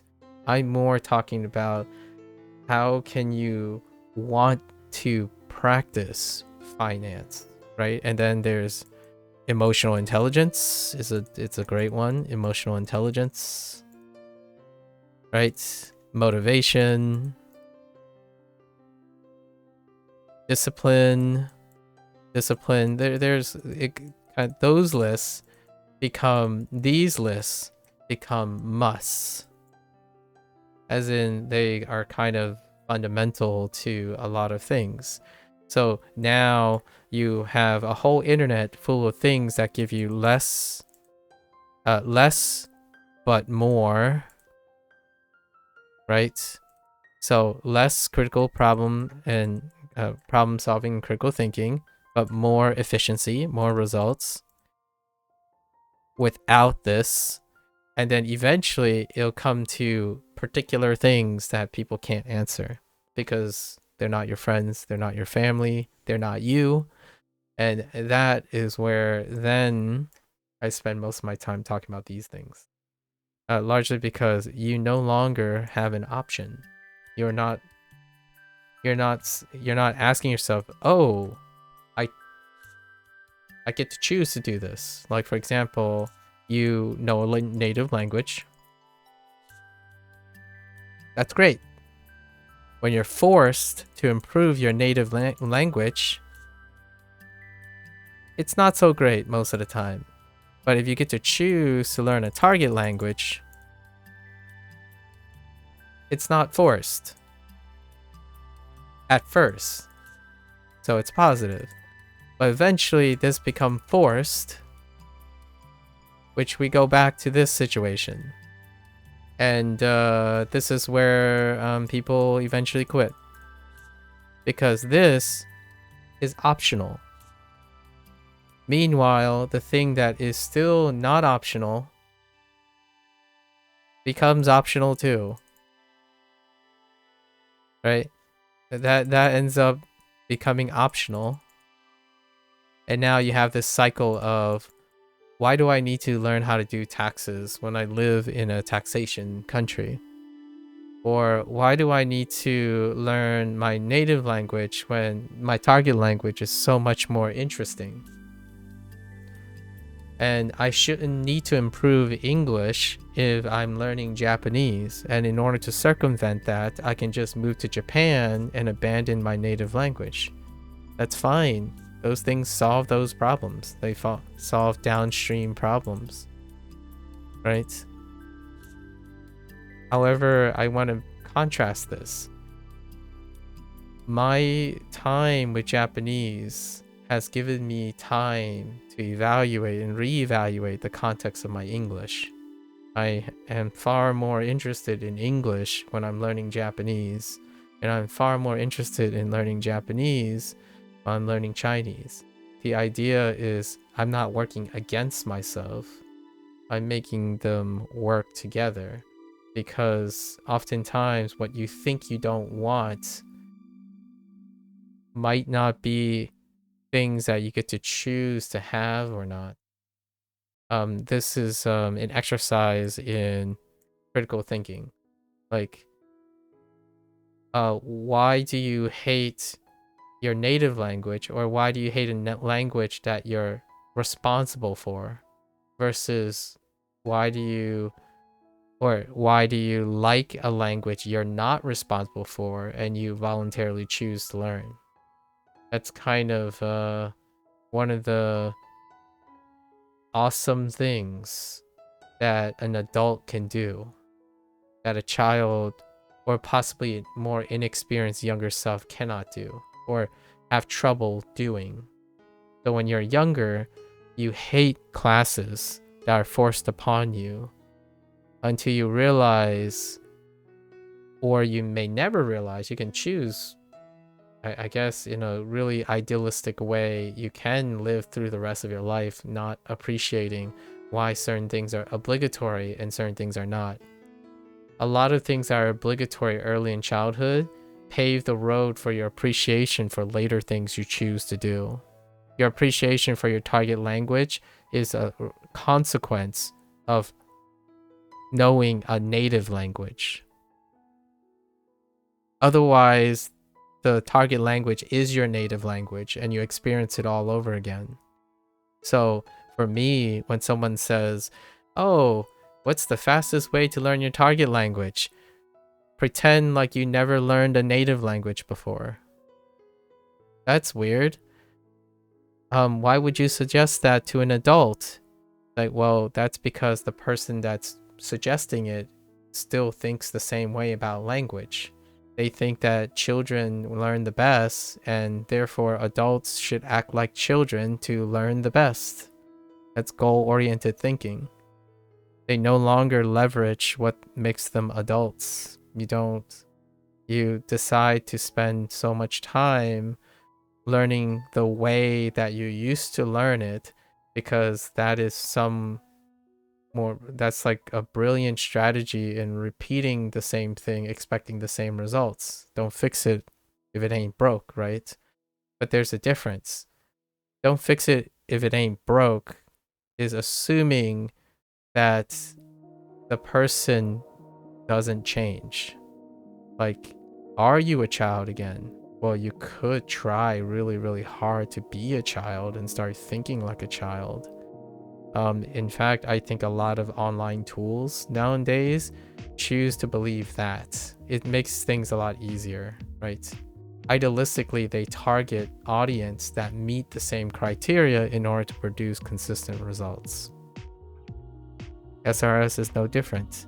They target specific deficiencies that possibly, if it works for you as an adult, right? For example, there are things about SRS that, in my opinion, does not work for adult thinking. And they come up in the forums. You can segregate them. But I'm being a little generalized here. When I'm thinking about adult thinking, I'm talking about experiences that are likely to happen. And one of them is the mnemonics. The older you get, the more specialized your mnemonics are going to be. So when you have an adult, mileage may vary on the mnemonics. They're age dependent, generational dependent, experience dependent. However, if you have an adult that fully embraced being a kid again, then you might not have this problem. You might not have this problem. I do. And instead of choosing to kind of like reject it all entirely, then why am I buying WaniKani really?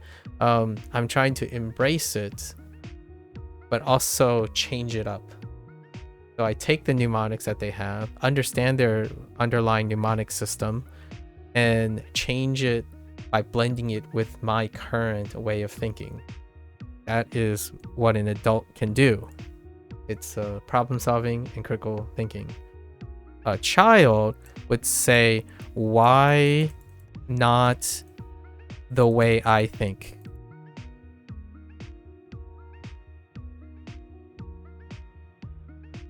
So like, this sucks. My mnemonic is better.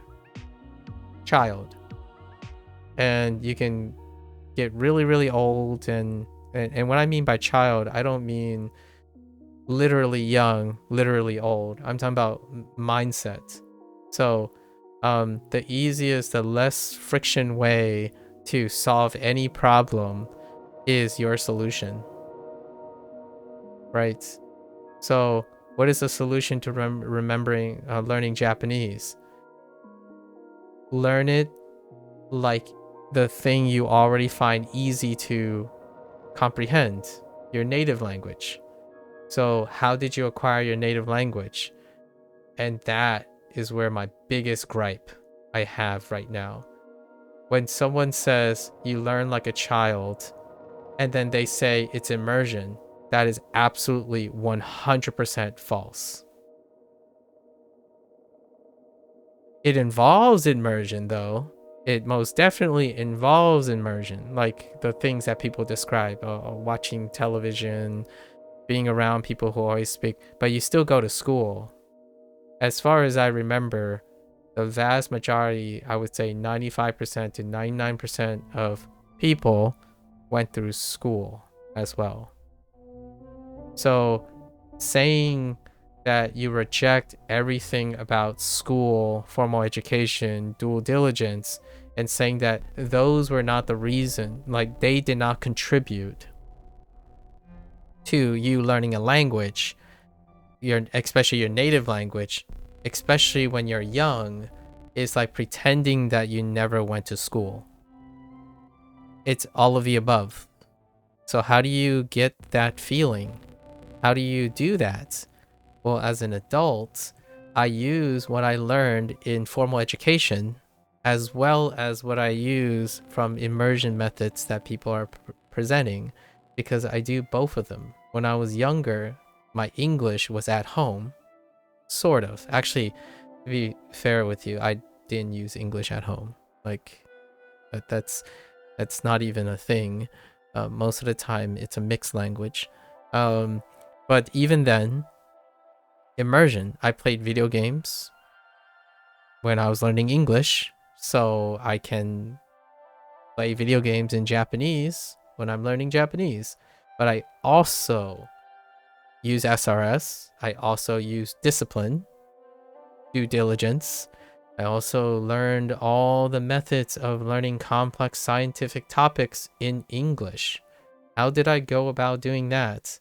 Well, if I'm trying to learn as a kid, then I would still use those strategies as well.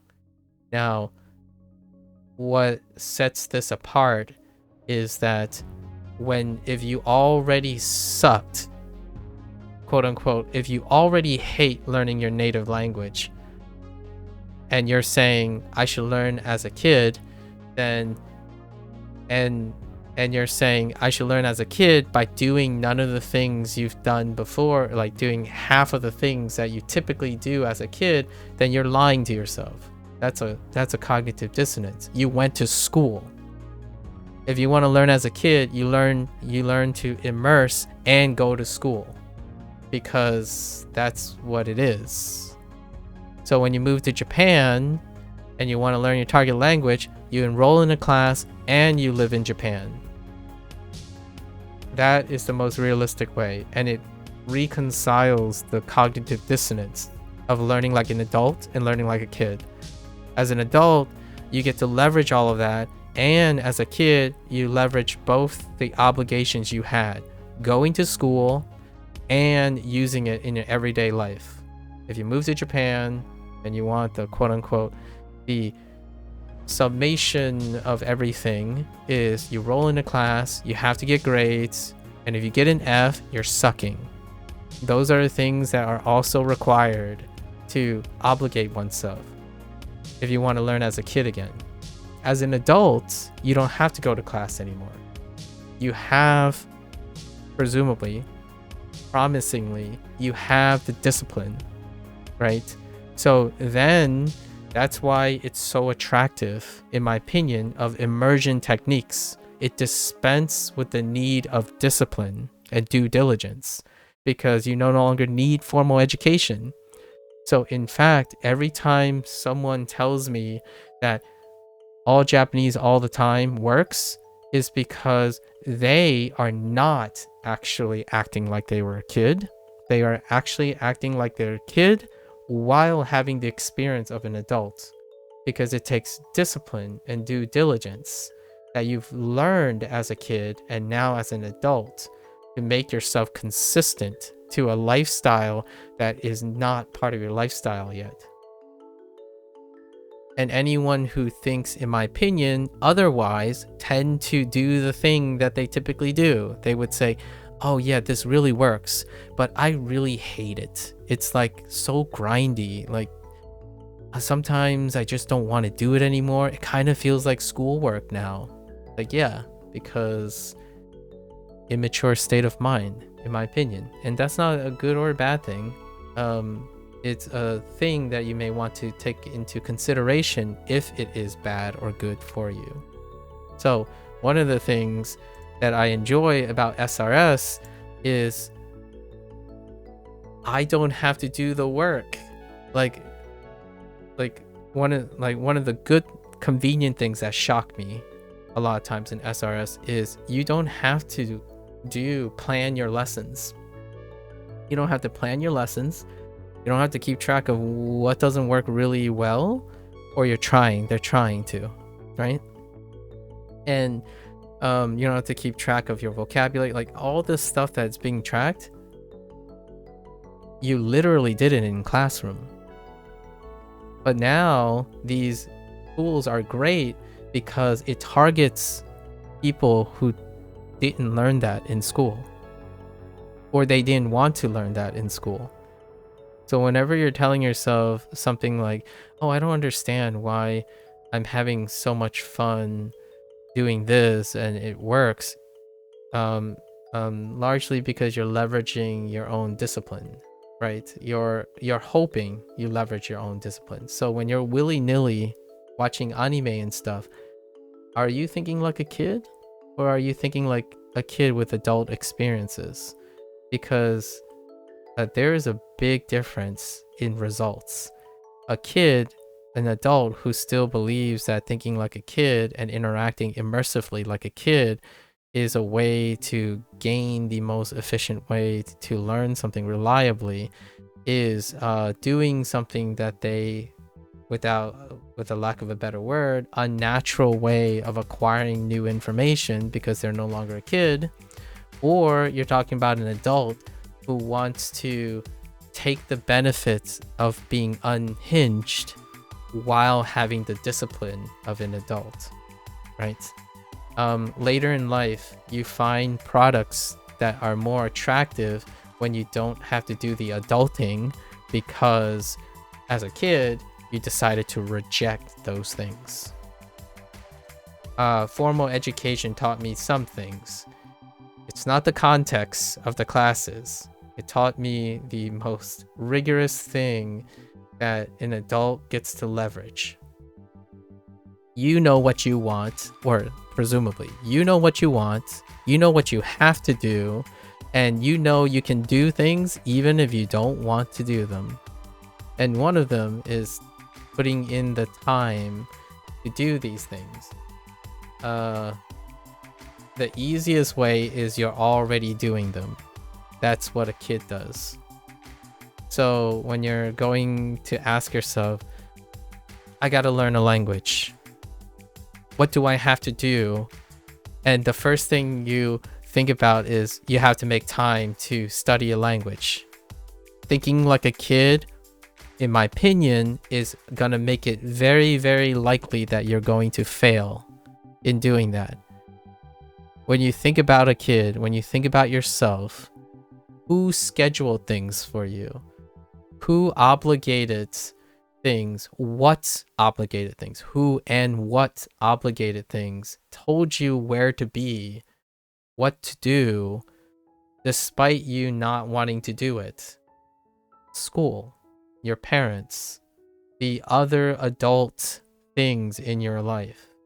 So now as an adult, if you're still constantly asking yourself, like, I don't understand. I always like to study Japanese, but I don't like to study my native language. It's because you were forced to study your native language.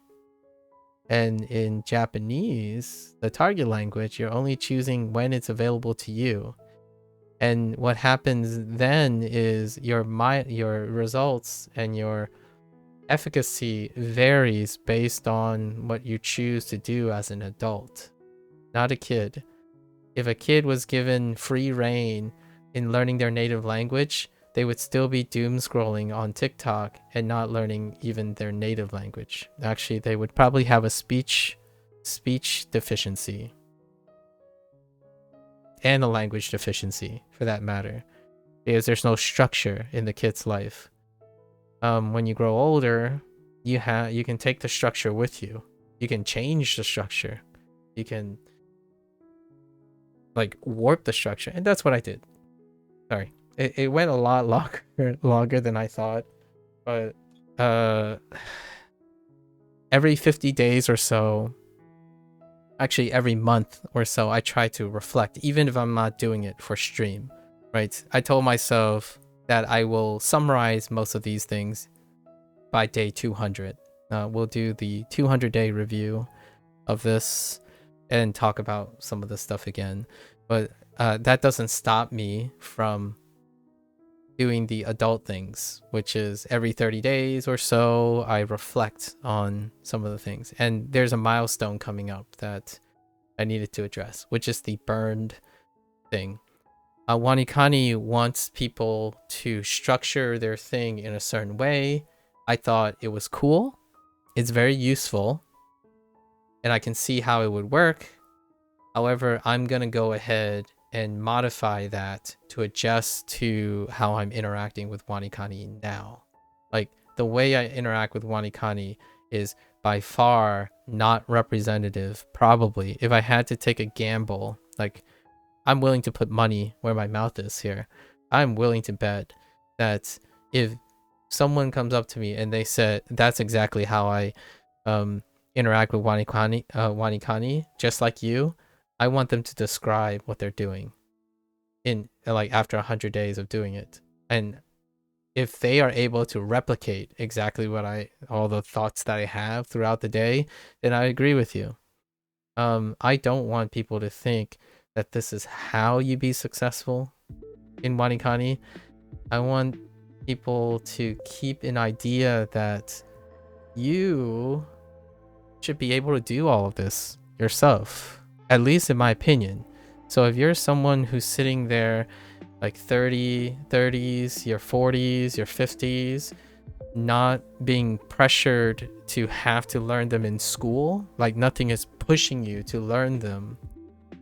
One of the greatest assets of being older is that you've done probably so many things already as a 40 or 50-year-old that you have done, whether you liked it or not, or you liked it.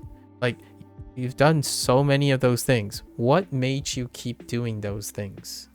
What are the characteristics and properties of those things? Because a kid cannot do that. Your younger self cannot do these things. They cannot leverage emotional intelligence. They cannot yet leverage how to incentivize oneself to pick up a Japanese book. They cannot incentivize liking something or disliking something at first and then changing your opinion about it. They cannot predict whether they like or dislike something based on prior experiences. So take those, right? Leverage those. And that's where I want to be a little bit more nebulous and free-flowing on that. I am leveraging what I think is going to happen, and that's an example. And I will try to continue doing these things in the future. Video games are the same way. I interact with video games in a very similar way. Someone says they really love this video game. I want to know why. Tell me it. Because then I can test that and see how I can get your point. And by that, even despite not being interested in that video game, I can learn a lot and become interested in it. A kid would say, "Oh, are you my friend? Okay, let's do it together. Nah, I don't like this." And then that's it. That's where it ends. It adds to their experience, but they have yet determined and developed a way of evaluating what things are valuable and interesting to you, right? You're still in that discovery process. So no, I actually don't think when people say they're learning like a kid again and they're immersing and stuff, I think that's being incredibly reductive.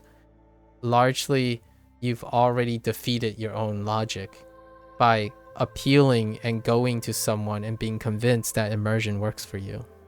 You're using your adult experience to know if immersion works for you. You aren't thinking like a kid. A kid doesn't do that. They have to do it. So it's oxymoronic. It's almost internally hypocritical to convince people to abandon their adult experience when the whole idea of that method works because you have adult experiences. Otherwise, you get someone else to tell you what to do and you don't get to choose whether it's interesting or not. That is thinking like a kid. Move to Japan and solve those problems. That is probably the closest thing you'll get to being a kid again. You solve the problems where they present themselves. You don't circumvent problems by trying to predict what's going to happen. And that's why, in my opinion, it's a mistaken identity. Moving to Japan is motivated by a lot of things that isn't inherently immersion learning.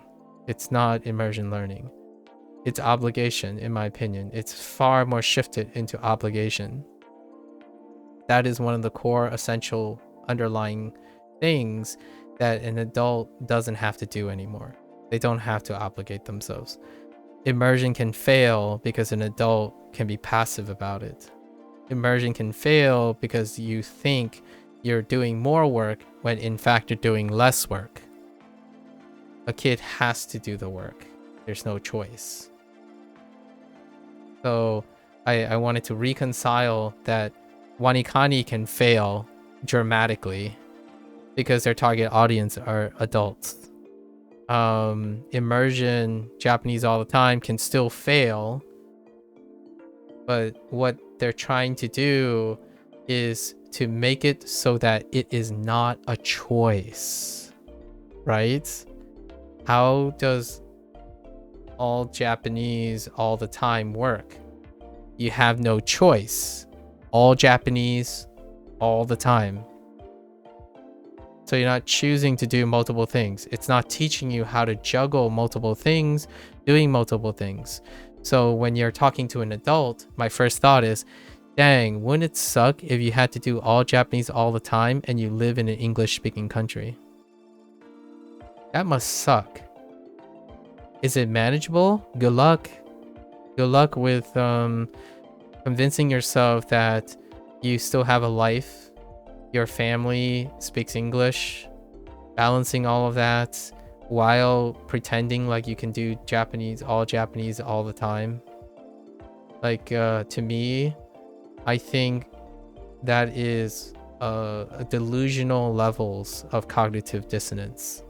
So in my opinion, if you know what is happening in your life, right? If you're keeping track of what happens in your life, you can leverage your adult mind to think of an appropriate way to leverage most of those things.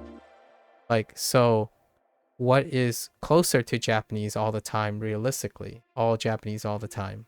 When you're with your when you're with your family, if you're gonna have to use English, translate. Right? If you're talking to your family 30% of the time and it's in English, what can you do in the meantime? You can use English and ask yourself, how would you say that in Japanese? In fact, you could even say, hey, hey honey, let's try to learn Japanese together. Like, I want to share some phrases with you. That increases the exposure of Japanese. That is realistic to your adult life. It is using ingenuity and creativity to produce motivation to do things when otherwise you cannot. Otherwise, all Japanese all the time, you move to Japan, take your family with you. And even then, your family is still going to be a source of your native language. So how do you circumvent that? Or how do you creatively implement that? Not from someone who's preaching all Japanese all the time. Because their living environment might permit that. They might have moved to Japan and are single. And their whole life revolves around Japanese because they probably married a Japanese person or something like that. They have the environment to do that. And I think it's a very disingenuous to paint an ideal situation and target ideal audience members and then suggest that you understand how other people learn language, especially me. I think it has been very, very clear that my experiences I cannot project onto others. Like, they do not have my experiences. How does it feel to grow up in a household where the primary language you use is not written or taught anywhere in the country of your origin? Like, not my parents' country of origin, my country of origin, which is the United States. And even then, if you go to my parents' country of origin, you might still not have the resources to do so. So how do you retain a language in which those resources are not available, in contrast to how English is presented to me? You make it work. I could enforce myself to learn those things that are reflexive of other things, like another language. So when someone goes around and say grammar is not important, like, well, you must hate grammar. Or there's something that's creating avoidant behavior for grammar. And then someone's like, well, if you say grammar is important, that means it's kind of like suggesting you have to study grammar all the time. It's like, well, you must come from a situation where you only think of the least amount of actions you can take in order to get to a solution. Like, but that's overcomplicating things. If you are studying grammar and you're doing SRS and you're reading books, isn't talking to a native speaker and reading books going to fulfill all the other roles? The answer is no, because they all exist. Like, observational evidence suggests that they all exist. So they work functionally in some way. Now, they could be redundant with each other, but that doesn't mean they're useless. If you are speaking to, like, if you're a grammar teacher, right? If you teach English grammar as a native speaker, you teach English grammar, then I would say someone who already teaches grammar would be able to integrate Japanese grammar lessons for themselves because they already have a lifestyle that is adapted to learning grammar anyways. So whenever they're preparing their grammar lessons for English, they can frame that in the context of Japanese grammar. And now, in my opinion, you're using your adult ingenuity to make it part of your lifestyle. Yeah, that is doing the same thing, but not moving to Japan, right? You're making your life all the things you already actively do in order to get closer and more exposure to Japan. Rewriting your life is definitely close to a kid experience, right? It's forcing obligation. Embracing all Japanese all the time is having someone dictate to you that you should uproot your life and change all the context and force yourself to change the entire context. So yes, you can act like an adult and you can embrace all Japanese all the time by changing your entire lifestyle to meet that. If you're successful, then your adult self achieved it, not a kid. Because a kid wouldn't choose to do the hardest thing possible. Like one of the hardest things possible. You're trying very, very hard to make Japanese part of your life. And I applaud people who are able to do that. I think, in my opinion, from a motivational standpoint, or even a logic or psychological standpoint, that is so hard. No wonder it works when someone is able to do it. Like, think about how hard that is. I can't even imagine replacing every second of my life with Japanese right away. Like, all Japanese all the time. You're lying to yourself if your target language is Japanese and you were able to achieve that. You can do it in steps, or move to Japan and maybe even like divorce yourself from all your previous friends and your family and then start a new life in Japan. You might be able to achieve all Japanese all the time in theory, idealistically.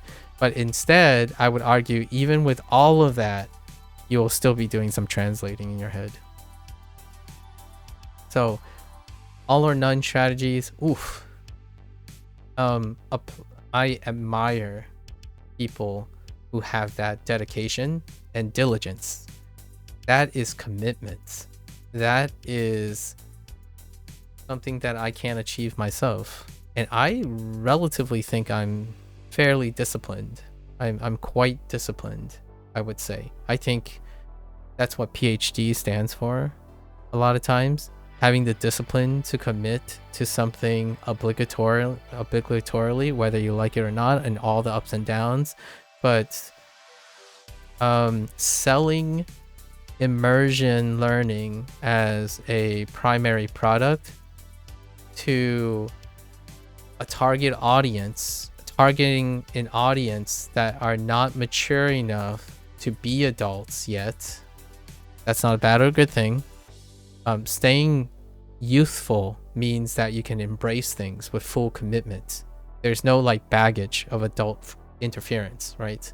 So if you can get a person who is less intellectually mature to embrace your all or none strategy, it'll work like gangbusters for sure, because they're fully embracing it with no tether, no interference.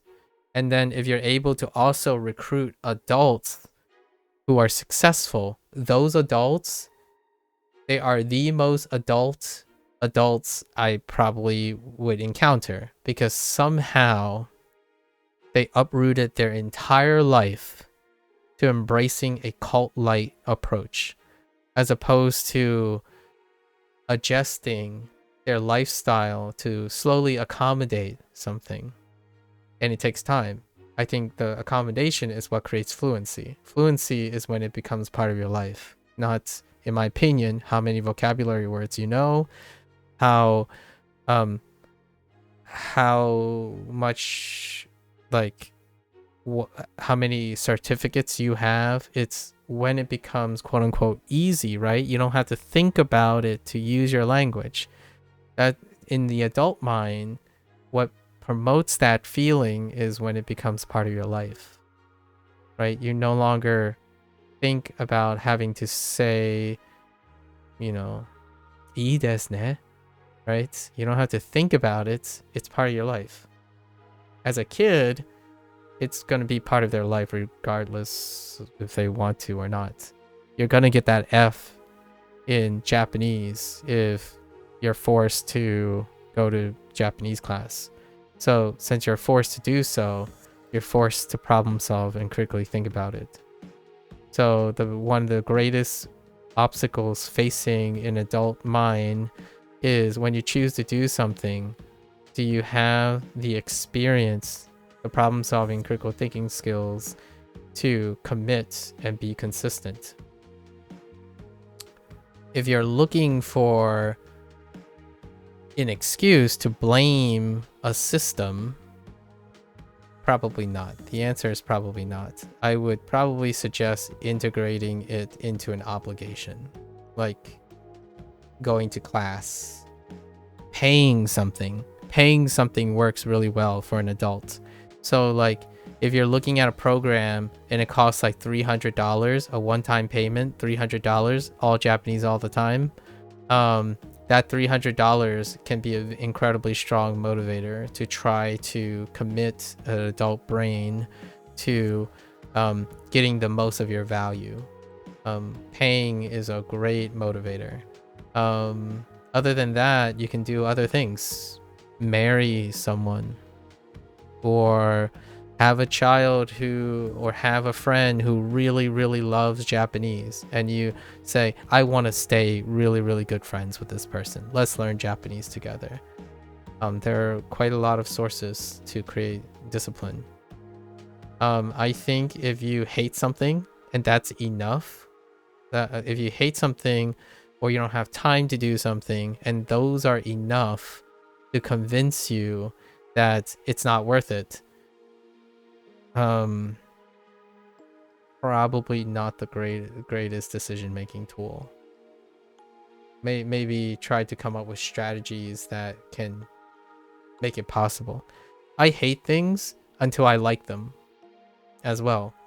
So one of the greatest parts about the adult brain is also having the ability to still do things you don't want to do, and actually even have the chance of liking the thing after doing it.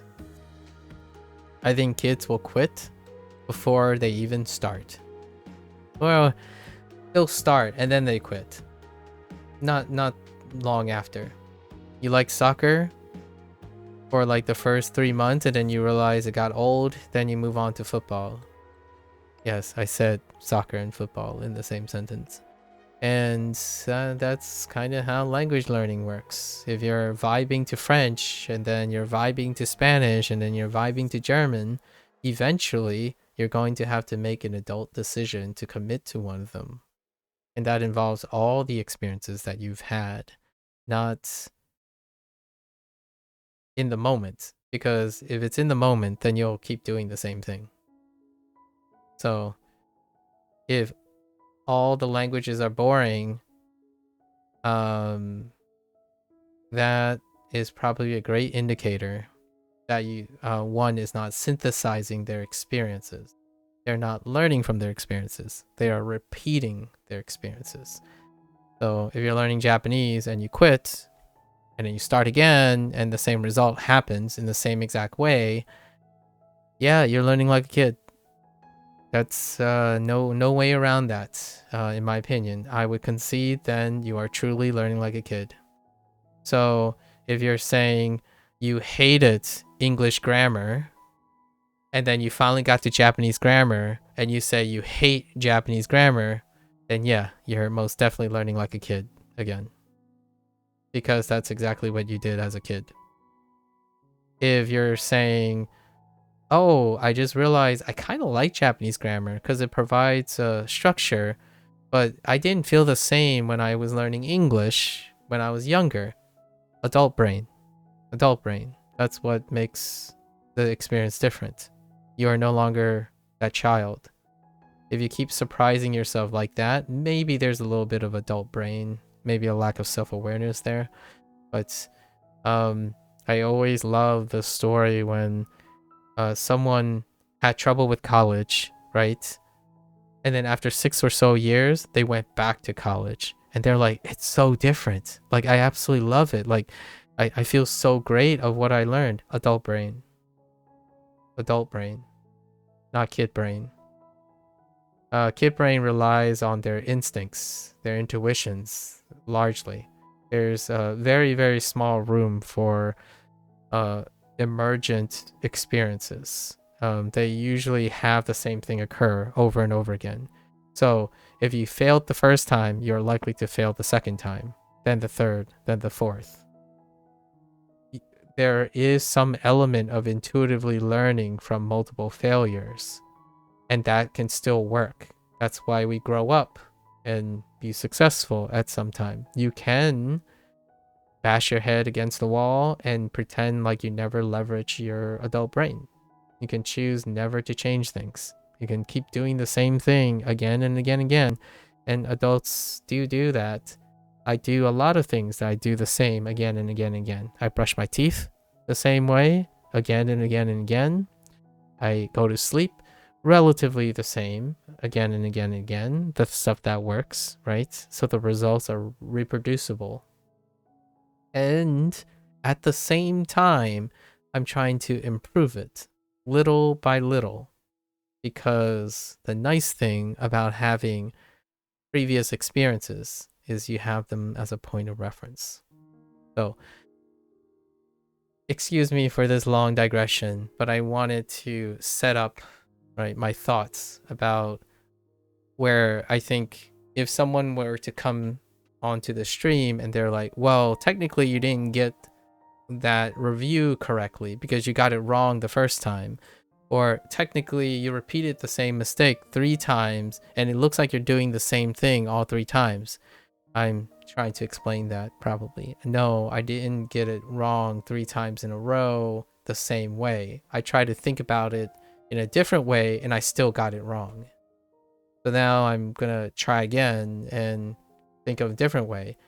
And no, I'm not discarding why I got it wrong the last 3 times. I'm learning to see if I can come up with another solution that avoids the 3 ways, or like uses the nature of the 3 ways that I got it wrong to get it right next time. And all of this accumulates. You're focused on, okay, so if you get it wrong by method A, is there any other way you can get it by method B? Come up with method B. How does that complement and relate to method A? Then C, then D, and at some point, you probably get to my goal, And I'm like, okay, this is good enough. Right?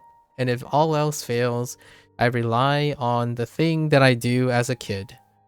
See it enough time that it becomes permanently ingrained into my memory, at least for the short term. Right? For the short term. And I think that is usually my fallback. The last thing I want to do is think like I'm 13 years old again. That is my last resort, not my first resort. And interestingly enough, what's really funny about this, at least internally, figuratively, or poetically funny, is that is being marketed as the first step to learning a language. The first step is to abandon all of your discipline and all the things you know about yourself and fully embracing something that may be an incredibly high effort. And I totally agree. The feeling of effort is going to be extraordinary for immersion. And what are the success rates? I would say it is far less effective if someone was actually successful at thinking like a child when they're doing immersion learning.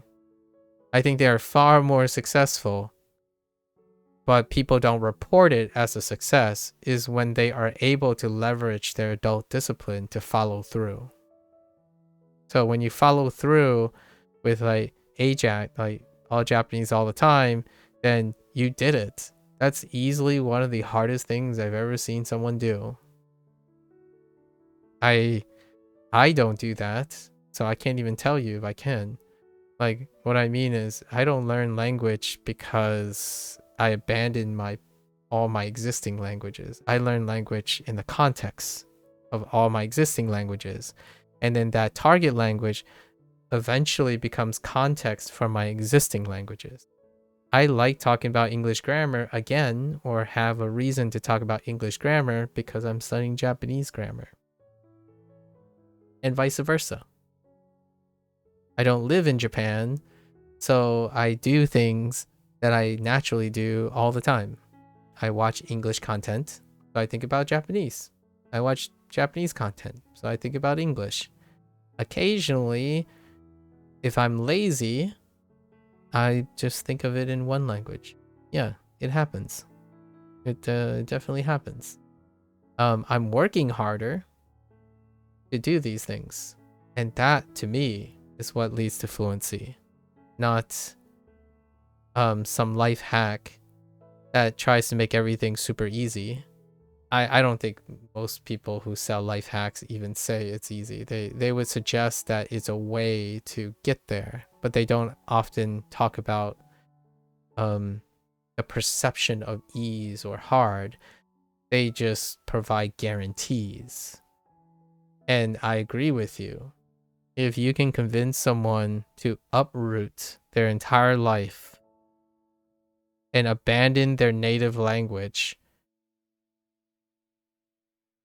you as sure as heck better guarantee that the result is true. So, but it's a self-fulfilling prophecy in my opinion.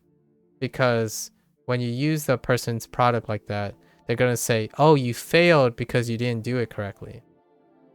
Like, well, yeah, obviously. Because the thing that they're asking is, how do you learn Japanese? Only speak and write Japanese while learning Japanese. Pretend like your native language doesn't exist. And you need to use another native language. So, yes, in that mindset, you already did it, if you can. If you can abandon your native language, it removes the problem. Or what they think is the problem. Isn't that crazy? I think that's so logical. You present your product, and your whole product is to convince the people to never use any other interfering information. And you nailed it, right? You place yourself in a situation where you have to use your target language and your native language doesn't exist. So your target language becomes your native language. Logic, that logic's out. It's very logical. Can you achieve that? I like to think there are people out there who is able to achieve that. I cannot, in my opinion, maybe I choose not to. I cannot turn a blind eye to how ridiculous that sounds. It is spending a lifetime of cognitive dissonance to achieve something that gives up many years of my life. Like I'm not going to entertain the idea that learning Japanese requires me to abandon my interest for English or my interest in general for language learning. It's almost as though I would say, this is going to be a super hot take, all Japanese all the time reminds me of a cult message to people who don't like language learning. It selects for people who don't like language learning. They like speaking Japanese though. They like the Japanese culture, the Japanese language, like using the Japanese language, but they don't like language learning. And I like language learning. So what, I'm actually quite agnostic to whether it's Japanese or Chinese. The reason why I chose Japanese, Chinese, and Spanish is because it's already part of my life. So I'm not uprooting anything. I'm not doing what other people are scarily successful at. Like one day they just tell themselves, I'm gonna make myself feel bad every time I use my native language until it's not my native language anymore. That is incredibly impressive. Also, it's not surprising that those people have that group have more frequencies of projecting negative sentiments onto other people. I'm not saying it's a lot. I'm not saying the magnitude is a lot, but of all the groups, the most extreme behavioral requirements often result in a devout projection of negativity on other people. So if I had to tier who are the most toxic or aggressive in my experience, immersion only people. Without a doubt. Like no contest. No contest. Anyone who has touched a grammar book, like even touched pattern recognition, or an SRS, is lower than the aggressive nature of someone who says immersion only. Or just say you should try immersion. Like immersion is the GOAT. Immersion is the best. And it's not a bad or a good thing. Again, it's not bad or good. Is it appropriate for me? No, it's not. I don't want to have my friends who have no interest in learning Japanese to be like, hey guys, I'm doing this immersion only thing, so I don't have time to hang out because you guys speak English. So I'm gonna go and make friends with Japanese people. I mean, like, we had a good thing going, but since you guys speak English, I really need to uproot all my priorities and make sure that I'm constantly engaging with Japanese. And you might be thinking, wow, that sounds a little extreme. No, it doesn't.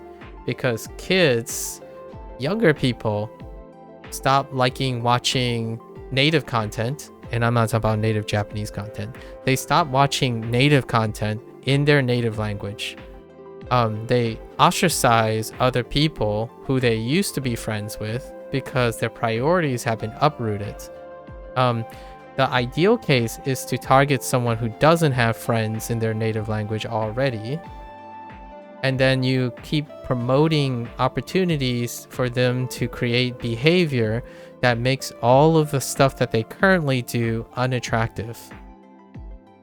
And then you come back and you see me talking to someone saying, I don't understand why my native language is so boring and uneventful, and I really dislike the way my native language sounds. And I only enjoy and be happy when I'm speaking and learning my target language. That is an emotional and behavioral consequence of putting effort into the thing that sucks all the effort out of everything else. Right? If you love Japan so much, you're going to love it so much that you're willing to leave your country and go to Japan. In fact, the fastest way to learn something is probably to remove every source, like they said, and I agree, to remove every source that would interfere with the acquisition of Japan, like Japanese. Even the culture. If you remove the culture, it would still accelerate. Like, you go to Japan, then you have an infusion of Japanese culture. You will no longer have to negotiate and deal with the interfering culture, which is your parental country, right? That is most definitely the fastest, efficacious way. This is the most consistent, reliable, and healthy, and motivating, and have other consequences way of doing things for an adult mind? No, absolutely not. Absolutely, 100% not. It is, in my opinion, arguably very concerningly violent mentally, like inside, violently mentally excruciatingly required of the person. Is asking so much of the person. That's so crazy, and yet that is what people do. And that's so brave. Like, someone, you know, I have, what is it, 5 people now are considering moving to Japan, and 3 of them are temporary, but they really want it to be permanent. One person look forward to moving to France because of French. And then there are examples in the other way. So there are a couple people who work in education, and they know that there are Spanish speakers around them, and like Italian people and whatnot. So they learn based on their lifestyle that exists. So that's the pragmatic way, right? That is shocking because pragmatism is not applied universally. It's impractical to uproot your entire life and expect that you will have the highest chance of success. That's like, my mind explodes when someone says the best way to learn a language is to uproot your entire lifestyle.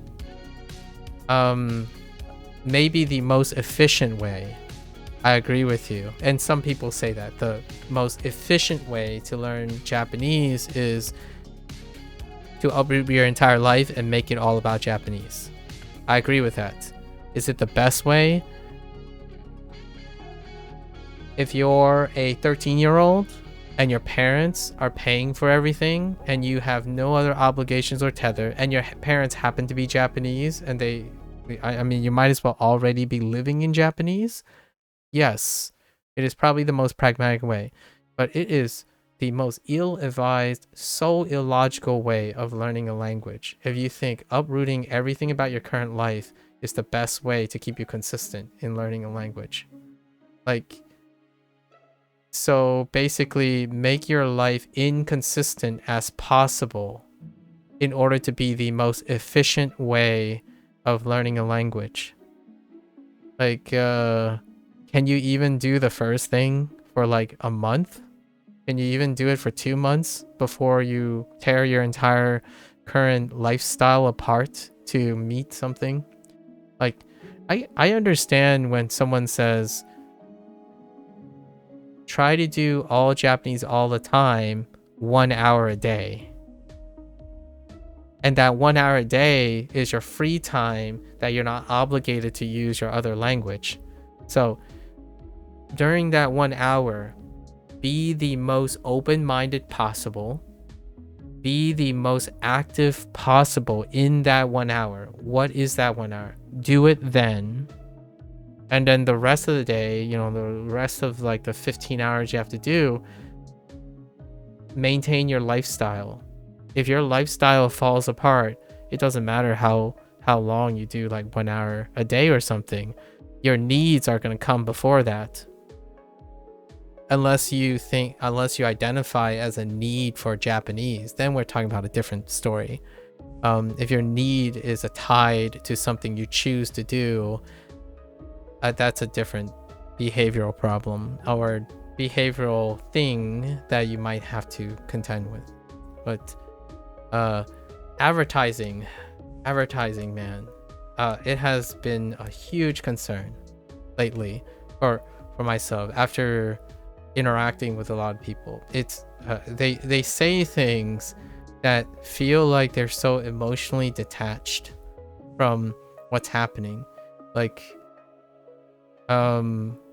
things that I would say it's pretty obvious. I have to accept that it's not obvious to others. Like, why do you hate your native language and not, like, if you're learning something, right? If you're 16 or 17 years old, why do you hate your native language, but you like a language you choose to learn? It's because every time, like, it might not explain everything, but one of the obvious things that would come up is because you're forced to learn your native language, or you're forced to do something, and you might not be interested in it. And then the thing you choose, you only do it when you want to. So behaviorally, the thing that is most consistent with your lifestyle is somehow turning into the thing you hate. And the thing that is most dissonant with your lifestyle is the thing you like the most. To me, that's dysfunctional. It can become very, very dysfunctional. You can spend most of your time hating yourself and then only attaching priorities, likes, and lifestyles to things that you don't need yet. And I think products like these make you feel that way. They want the product to encompass your lifestyle, not eventually become part of your lifestyle. They want it to uproot your lifestyle. So if you're asking me, what are the quote unquote best methods by my standard, like my huge different metrics? So I'm having different metrics. Usually I focus on sustainability. It's definitely not a method that requires you to change everything you're currently doing immediately. If it requires that, then in my opinion, it's not teaching you how to manage, how to do that, right? It literally doesn't tell you how do you manage that. Like, how do you achieve all Japanese all the time? You might be thinking, well, they give you lesson plans. That's not achieving all Japanese all the time. That's telling you what all Japanese all the time is. They're telling you what it is. They're leaving it for you to achieve it. It's different than having a teacher saying, okay, so today, try to find 15 minutes to review for your homework. And then when you have your homeworks done, let's try to go over, like, let's try to quiz what you learned. And then if you're having problems, let's try to find out ways to increase the efficiency of, like, the retention of that. Let's brainstorm some solutions. To me, all Japanese all the time and immersion is like, just immerse. Okay, how can I immerse if my friends speak English? Get rid of them. that's a solution. Distance yourself from them. Go find Japanese speaking friends. And then you're wondering, I don't understand. All my friends are less interesting to me now. Yeah, because you're selling yourself. They don't speak Japanese, so they're probably gonna be less interesting. Or I don't understand why my friends are always getting angry at me, or they like ghosted me now, like because you probably find them less interesting. Like it goes both ways. Do you talk to them in a different way? Did you change the way you talk to them? Like, no, I just talk about Japanese all the time when I'm with them. Are they interested in learning Japanese? Like, no, but I'm interested in learning Japanese and I need to get my Japanese in. Like, well, I think that's called a conflict of interest. That's a conflict of interest. So what does that remind me of? Someone who plays Fortnite and have Fortnite friends, and then suddenly they want to play Apex Legend and they're no longer friends anymore. Because the other two, or like the other friend wants to continue playing Fortnite and you want to start playing Apex Legends. Then you go make Apex Legend friends. Right? And I think when adults, the people that are preaching like certain products that are all or none, I think they're a lot younger. So for me, or at least inexperienced, and for me, the conversation would assume that whenever I meet like an older person, their perspective is like, oh, okay, so I find like 30 minutes in lunchtime to do this, so I'm going to practice this because it's convenient for my lifestyle. And then when I get home during dinner, I spend like 30 minutes doing this. One day I want to visit Japan for a year, see what it's like, and then see if my family wants to do that. And then if I have like a optimal period in which I can retire and I can go to Japan. But before that, in the meantime, I will continue to find time to study grammar when it's convenient. And so that's what that looks like, in my opinion. That's what happens when someone is successful. At those individuals are far more likely to be successful at acquiring another language. Not the, I mean, far more successful as in like have a higher frequency of being successful because they're slowly adjusting to it.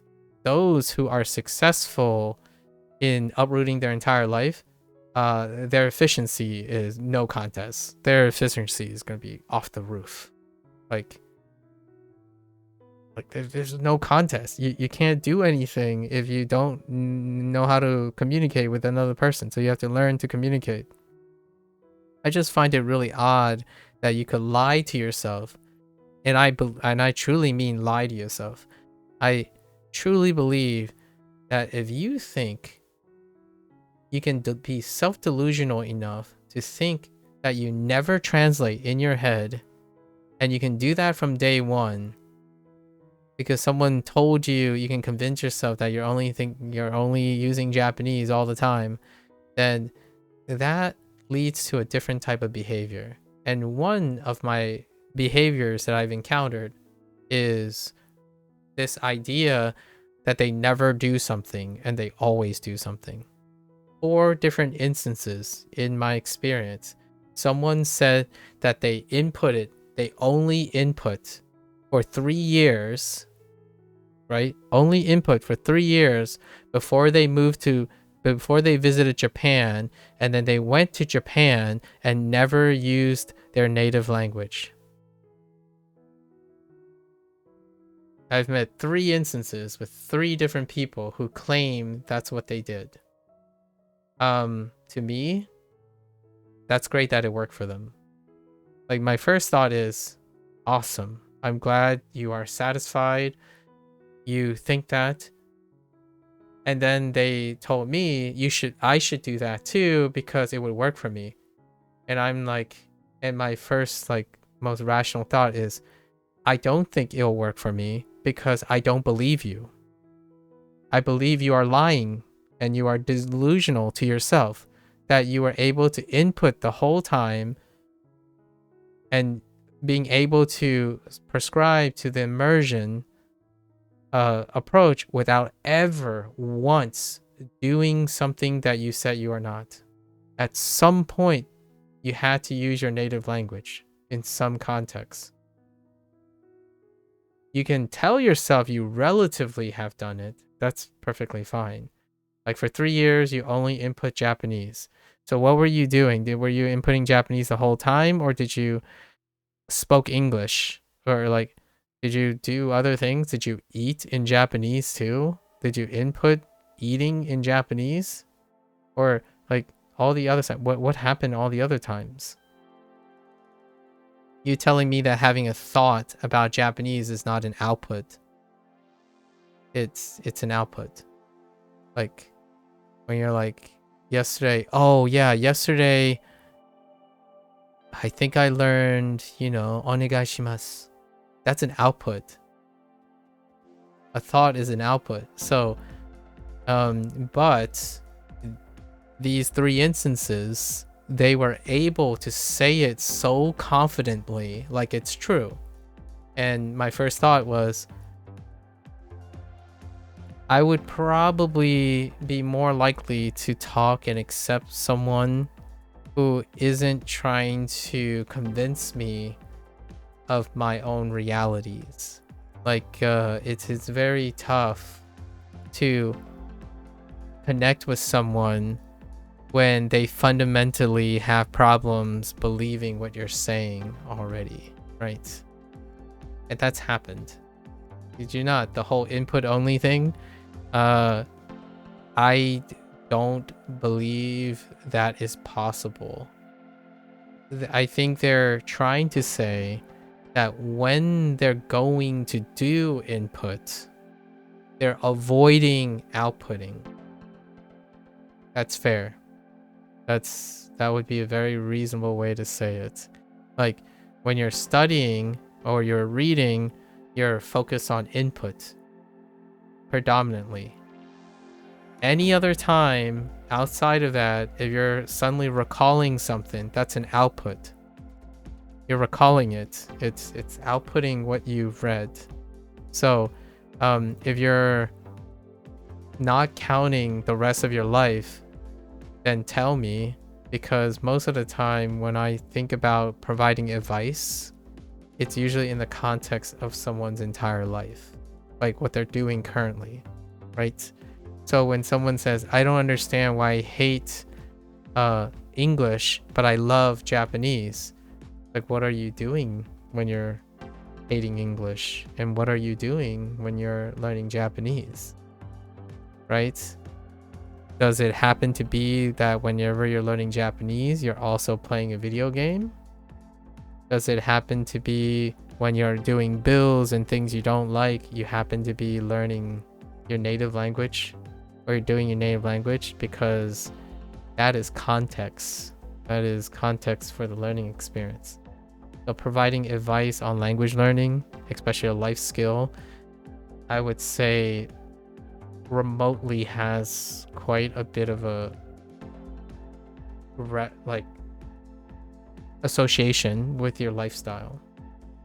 Yeah, sorry, long digression. All right, I'm done. I'm done. Most of this came from Japanese, so Chinese enthusiasm is a lot lower. Like you don't really encounter people who learn Chinese too much. And then Spanish is very different, because Spanish coincides with English, like the United States. So the depiction of Spanish and English is that it's very common to have people around you in an environment that deals with that language. In Japanese, it's not. It's typically an uprooted thing, because you either are in Japan or you're not, right? You could be in like a specific city in Brazil, and that's kind of close. And then yeah, no, there's not really that much in the United States. So very different context. In Spanish, it's like, well, we say this, you say that. In Chinese, we say this, you say that. There's a form of an association, right? And then Japanese is this nebulous thing. You're either in Japan or you're not. So a very different context, very different mindset. And it's reflected in my conversations with people, especially the Japanese one. Is it openly toxic? I think the word I would use is passionate, but passionate with a lot of cognitive dissonance. For better or for worse, I suppose. I think there is some silver lining to cognitive dissonance. If it's able to get you the achievable results, then maybe it's not so dissonant enough to affect your lifestyle, right? You can what was that phrase? Fake it until you make it.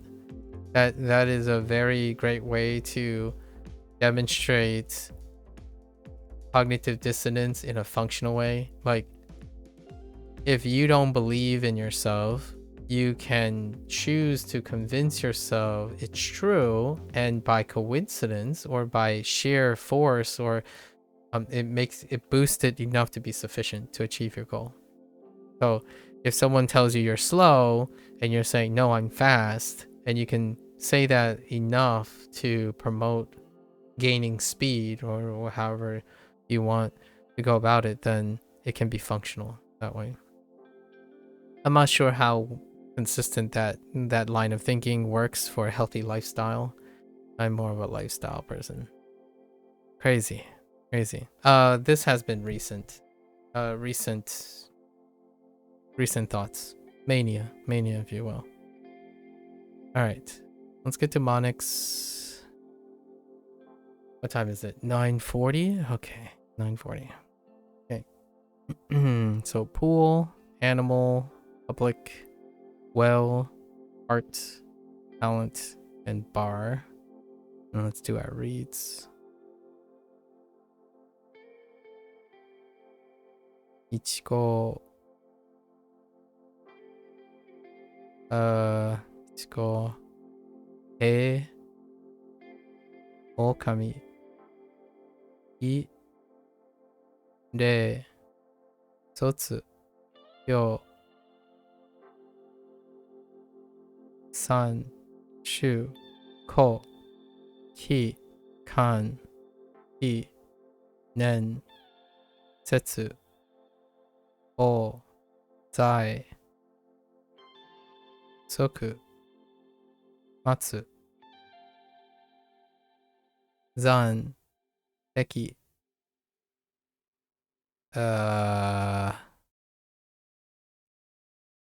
Yaku. Ge. Ki. Sho. Se. Gaku. No. Totsu.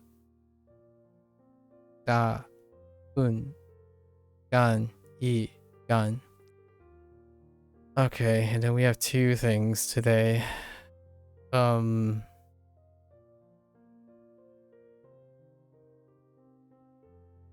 no, I already forgotten it. Okay.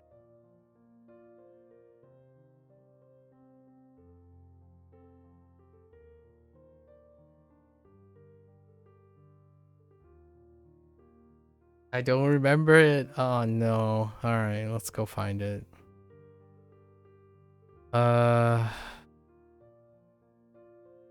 Let's use let's use a side thing. Go to Jisho.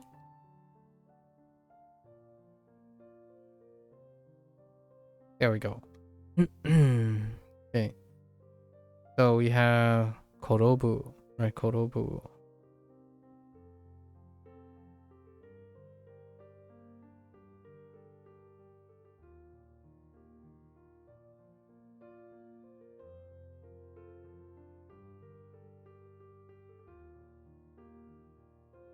Oops.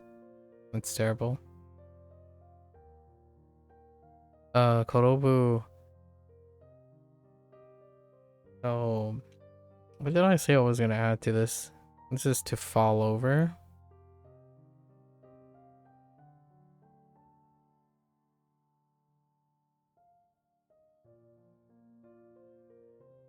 Oh, we're taking the boo. I'm gonna say, well, we can work on the boom from hitting the ground, right? Hitting the ground.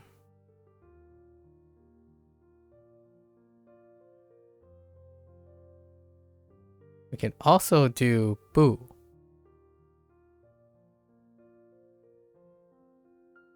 And then falling over from being scared. Right? Okay. Then we have sasaeru. Sasaeru is...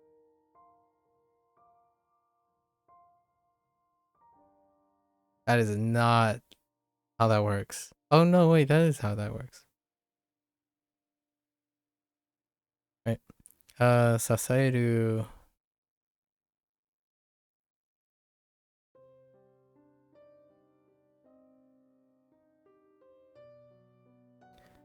Sasaeru is going to be thanks, Uni.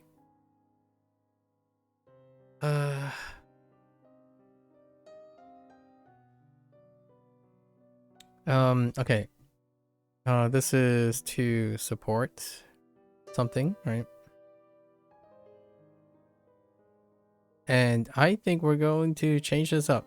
So, in order to support something, we gotta build supports.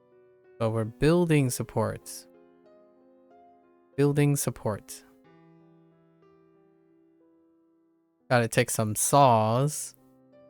A pair of saws.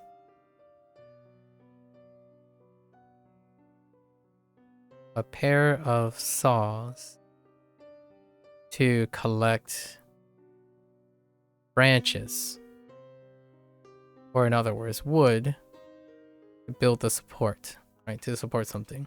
That's what we're going to use for this one. It's a bit elaborate. However, we kind of going with it here. All right, folks. That's a wrap for WaniKani for today. If you're going to watch this later, arigatou gozaimasu, right? Yeah. I welcome. Everyone's always welcome to come on by, stop, share your dime in a dozen, you know, your diamond in the rough words of wisdom. Share some counterpoints. I would love to hear some counterpoints. There are quite a few people who offered counterpoints, and I kind of collectively keep them in my bag, because if I present a topic or a narrative, I can use those counterpoints to offer alternative perspectives that are not my own, right? That's what we're here for. I had maybe, what was that, 2 hours? We took 2 hours, 2.5 hours to offer some counterpoints to what I feel are overrepresented, strikingly overrepresented perspectives on language learning. And it's been wonderful seeing what other people think about language learning. I don't share most of those feelings. I'm starting to learn how to develop a sympathy and or an empathy for them over time through these exchanges. So feel free to come on by every once in a while, offer a counterpoint, and have another digression, right? So for now, for all those who are only interested in Japanese, minasan mata ne. I'm gonna get up, take a quick bathroom break, stretch a little bit, and I'll be back for Hanze Hero. Thank you.